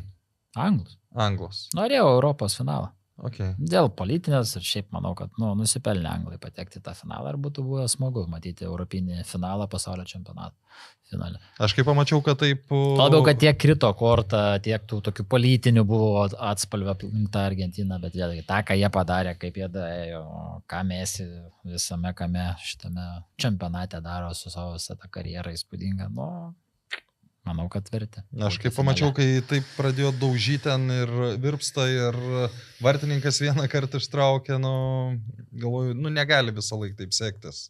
Tai jo, ir dar į tą mintį, kai pažiūri tuos veidus, kaip himną groja ir tu supranti kiekvienas ant kiek individualiai yra stiprus savo klube, net pakeitimą, kuris pasirodo, iš principo sprendžia rungtynių baigti ir kaip tau duoda 20 minučių ir ta komanda tik tai gynasi, tau duoda 20 minučių ir muškit įvartį. Aš tai pagalvojus, treniruotės pasiemus, tau viena komanda tik tai gynasi ir sako, įmuškit įvartį. Per 20 minučių, įmanoma įmušti įvartį. Net jau tą, ką tu ir dabar sakai, pačioj pradžioj ten tie pirmieji kipišai, net tas susistumdymai, konfliktai, juose, taip irgi pasižiūrėjus, kai kamera pritraukdo tas veidų išraiškas žaidėjų, Argentina visai kitaip atrodė. Tas nusiteikimas, ta kova. Tas, ką prieš rungtynės, čia bus tik futbolo rungtynės. Nebus, nebus. Tas pats Messi irgi, kai ten pritraukia, matosi jo tą kūno kalbą, mimikos ir taip. Jam irgi, pavyzdžiui, jeigu jis dažnai motyvacijos gal neturi, čia pirmą kartą gyvenime žaidži prieš Anglijos rinktinę. Jeigu nori susigalvoti motivaciją, tai tau čia galvoti nereikia, čia tu vienintelį kartą. Bet tas rungtynės galvau, kaip Premier Lygoje Messi atrodė, kokiam klube ir taip toliau. Jo, atrodo, kad jo MLS yra kaip žemyn ir tu grįžti į tą lygį, kur aukščiau. Bet sakau, čia tikrai neįtikėtina, čia neįtikėtina, ką daro. Žiūrėkit, apie tai, kas vyks dėl 3 vietos nekalbėkim, pakalbam apie tai dar apie kelią iki finalo. Argentina įmušė 19 įvarčių atkrintamosiose, pergalingus įvarčius mušė 111 Žalį Kyšulio vartus, 90+2 Egiptas, 112 Šveicarija, 90+2 į Anglijos vartus. Spauda nuolat kartoja, kad Argentina nedominavo, o išgyveno. Tai kaip čia paaiškinti tokį fenomeną, lygį, charakterį, varžovų išvarginimą? Kas čia nutinka? Tu 4 iš eilės rungtynėse mušiai pergalingus įvarčius arba per kompensuotą laiką, arba per pratęsimą. Manau, kad viskas viename, pažiūrėk, kokią brandą jie demonstruoja šitam čempionate, kad tu sakai, išgyvena iki pat paskutinės ir vis tiek pasiekia savo, yra finale ir dar tikėtina, kad gali laimėti čempionų titulą. Tai reiškia, turi tą komandą. Nenuleidžia rankų. Savyje. Tai galia tikrai, kaip ir daugumą rinktinių daug kas atsitraukdavo. Ir tie perdavimai iš krašto, pavyzdžiui, pats Messi perdavimai, kur prieš tai Stonesas nuėmė tą, ir aš sakau, neįtikėtinai geri perdavimai. Kaip gynėjai, tu vieną laimėsi, bet kur trūko tenais, kaip Martynas įmušė, ten trūko sprindžių, mažiau negu sprindžių, aš sakyčiau, kad kamuolys praskrydo. Ir kaip tu duodi kelti 7, tai 4 greičiausiai gynėjas laimės, 1 kažkur niekur ir 2 laimės. 2 bus smūgiai, iš tų 2 1 yra tikimybė į vartų plotą, iš tų vartų plotą yra. Arba įkrenta, arba neįkrenta, o kadangi tų perdavimų gal ne 7 buvo, visi ir 10 būdavo ir tikrai šiam čempionate labai daug tų paskutinėm minutėm, ne tik Argentina, kur perdavimai iš krašto ir kažkas galvą užkiša, ir kur neuskaitė, aš dabar jau nebeatsiminsiu, neuskaitė Kroatam. Kroatam, kur irgi, atrodo, ir visi tie yra patys tikrai pavojingiausi ir kartais atrodo, galbūt tas kelimas daugiau eita į aikštelę ir anksčiau reikia pradėti kelti, nebelaukti paskutinių 20 minučių. Na, ką aš šitam čempionate padarė, man atrodo, kad yra tikrai tas meistrystės patirties parodymas, iškentė, išlaukė, padarė savo ir daėjo iki finalo, kad ir kaip mes jų mėgtume ar nemėgtume, bet pagarba šitą rinktinį.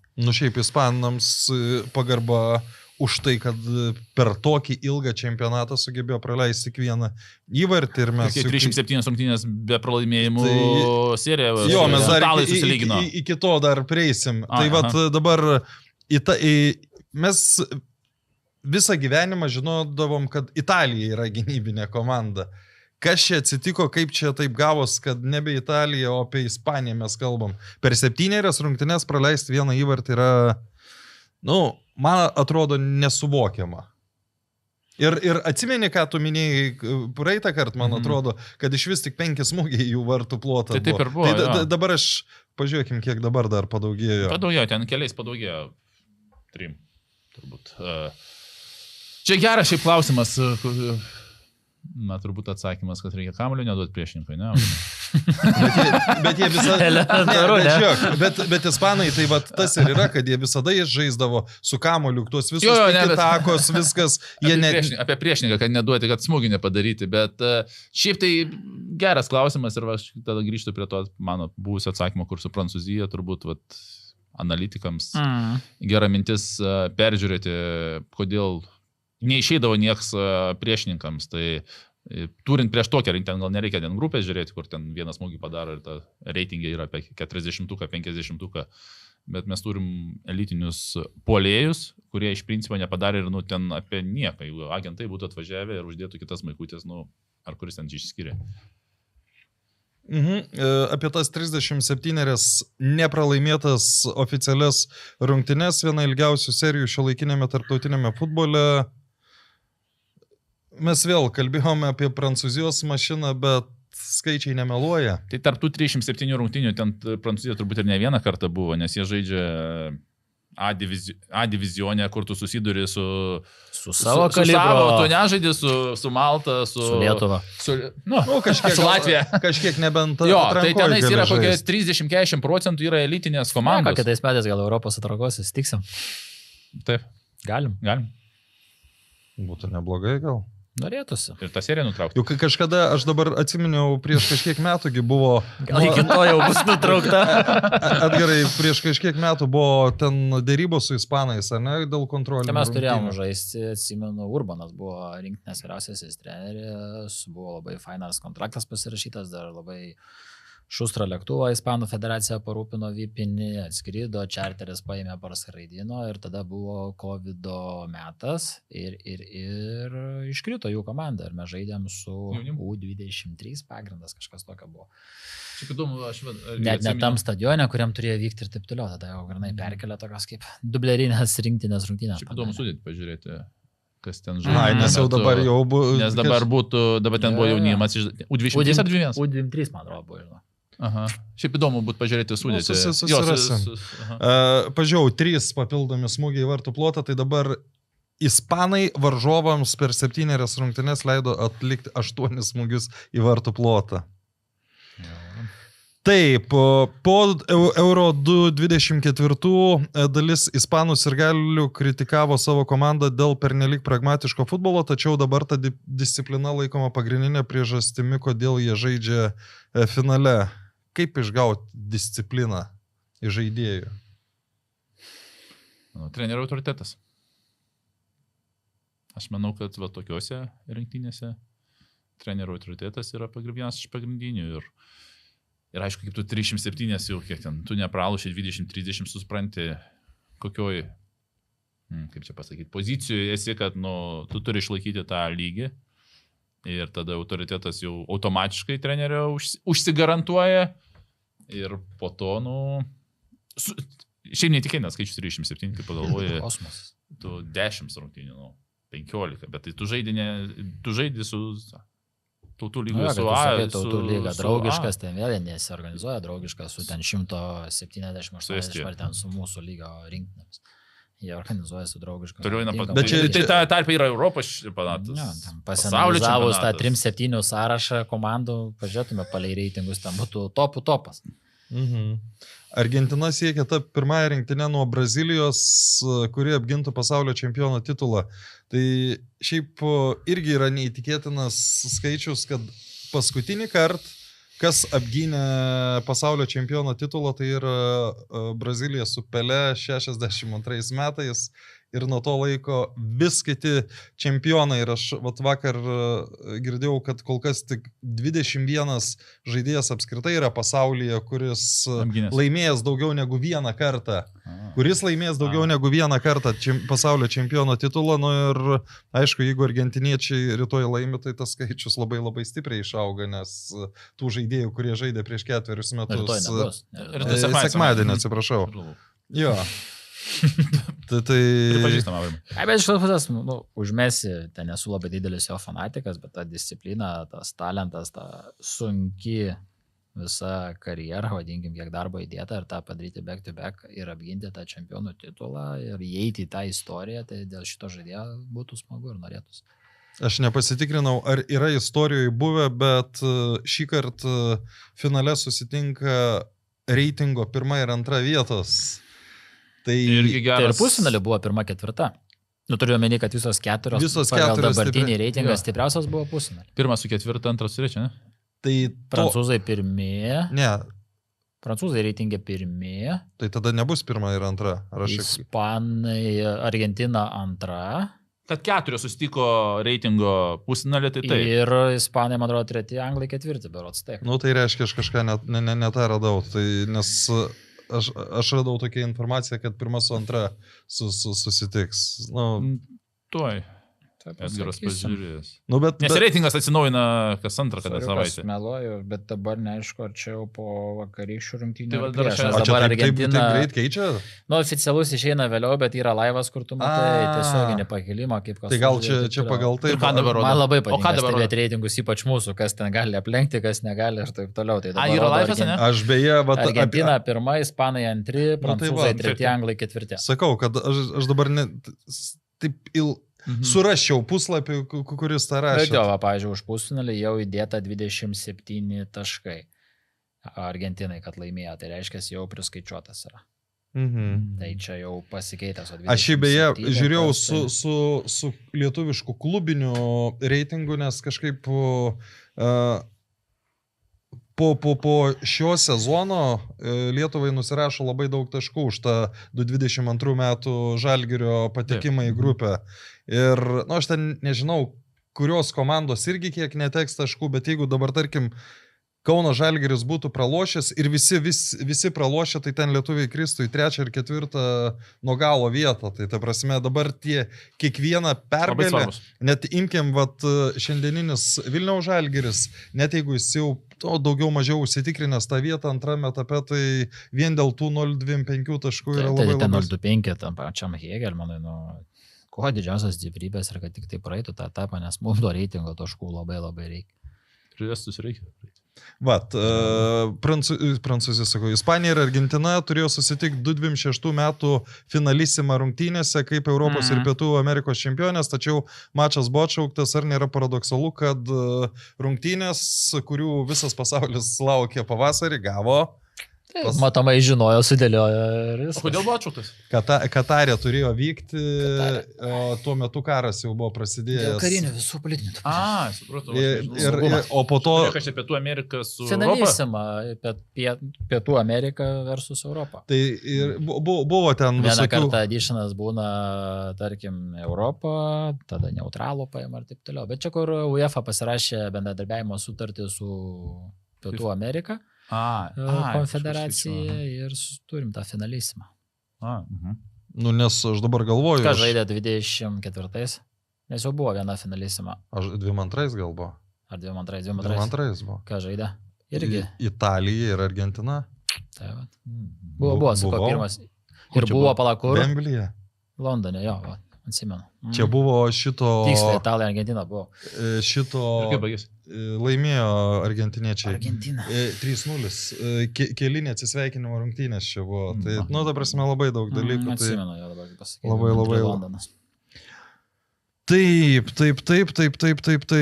Ten buvo pasiūlymų beje, kad žaistų ir vienas pas vienus, kitas pas kitus daug, bet ten Na, čia kažkaip vėl, tai yra papildomos pajamos komercinės, nu, ir tų naujų turnyrų ieškojimas. Ta, ką FIFA daro, tą patį ir UEFA bendradarbiauja, kolabina su kitom konfederacijom. Aš dabar galvoju, 2022 metais Wembley'e tas rungtynės bilietas 80 gal svarų tik kainavo. Tai va dabar, kai palyginė... Aš atsimenu, buvau su šeimyna, ant puslankio sėdėjo, tai jokingos buvo kainas visiškai. Man atrodo, kad 80 kainavo svarų. Nu, bet kai palyginė su dabar pasaulio čempionato kainom, nors... Oi. Nors beje, vienas draugas Miami gyveno, tai sakė, Portugalija su Kolumbija, tai čia jau buvo playoffai, ar ne? Tai 220. Bet ir mūsų kainos, kur federacija, tarkim, galėjo įsigyti tos bilietus, o ne kas norėjo, tai tos pirminėse rankose jos vieto bilietų kaina normaliuose kategorijose ten buvo pakankamai normali, ten ir 400, ir 500 dolerių realiai Čempionų lygos ir 200, jo, Nu, bet Čempionų šiaip- lyga 950, 600 antra kategorija, irgi didelės kainos. Nu, grupių turnyrui, grupių etapai tai Bet labai ir labai. playoffuose, kas važiavo, kas pirkosi, tai ten su kokia 400-500 dolerių ir tu galėjai įsigyti visai nuo gerose pirmos kategorijos. Bet čia bilietus. daug yra. Nu, daug, bet dabar jau, kai pažiūrėjau, ten finalas ar pusnalis kokios kainos ir ten tos 9 000. kainos kaip suaugo po tą dinaminį modelį, nu, tai yra žiauru. Taip, Ispanija iki finalo beveik niekam neleido suabejoti savo pranašumu, Argentina beveik kiekvienose atkrintamosiose rungtynėse balansavo ant iškritimo ribos. Ar finalo laimės ta komanda, kuri viską kontroliuoja, ar ta, kuri moka išgyventi? Ta, kur įmuša. O jeigu iš tų mano dviejų pasiūlytų pasirinkimo? O čia mes jau spėjimais. Jo, spėjimas. Aš už Europą, už Ispanus, bet neliūdėsiu, jeigu laimės Argentina. Ne, nu tai jau LFF prezidentas jau laimėtojas yra. Jo, tai atsakymas jo, kadangi Argentinoje Messi yra tikrai tą, ką padarė, vertas būti, bet Ispanai, ta nepralaimėtas ir bendrai tas visas jų futbolas, Ir tam sukilo. politiniam, žinai, kontekste, va, tas, kas buvo, va, ta, kiek Europą nukentėjo dėl tam tikrų sprendimų, tam tokiam politiniam kontekste norėtųsi, kad UEFA's federacijos narė laimėtų čempionatą. Okay. Paskutinis klausimas. Ispanija laimi todėl, kad visi 11 žaidžia kaip vienas mechanizmas, ar Argentina laimi todėl, kad turi Lionelį Messi? Gal nėra visiškai tai, bet kuris net neįmušęs lieka ryškiausiai aikštės figūra. Kas finale svarbiau, tobula sistema ar futbolininkas, kuris vieno veiksmu gali pakeisti rungtynių istoriją? Va čia finalas ir parodys, nes labai geras klausimas ir tikrai ir vieni tokie, o kiti tokie, nes jeigu atsilikinės, tikrai bus įdomu žiūrėti, nes Argentina tiek jau išlindusi ir... Norėtųsi greito įvarčio, Jo, tas tai finalas būtų jo. įdomus. Taip, kad nebūtų to stumdymo. Aš tai pavyzdžiui beveik nebejoju, kad jeigu ispanai muš, jie tikrai neatsitrauks, kaip tą padarė anglai. Tiesos taip yra. Taip.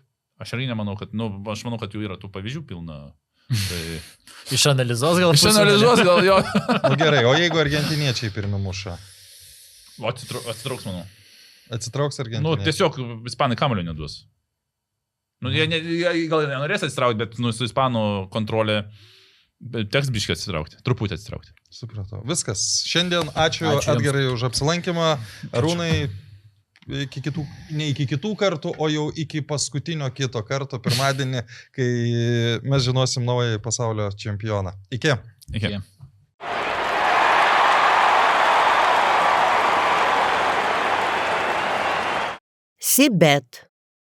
Sibet kazino, Sibet lažybos. Nesaikingas lošimas gali sukelti priklausomybę.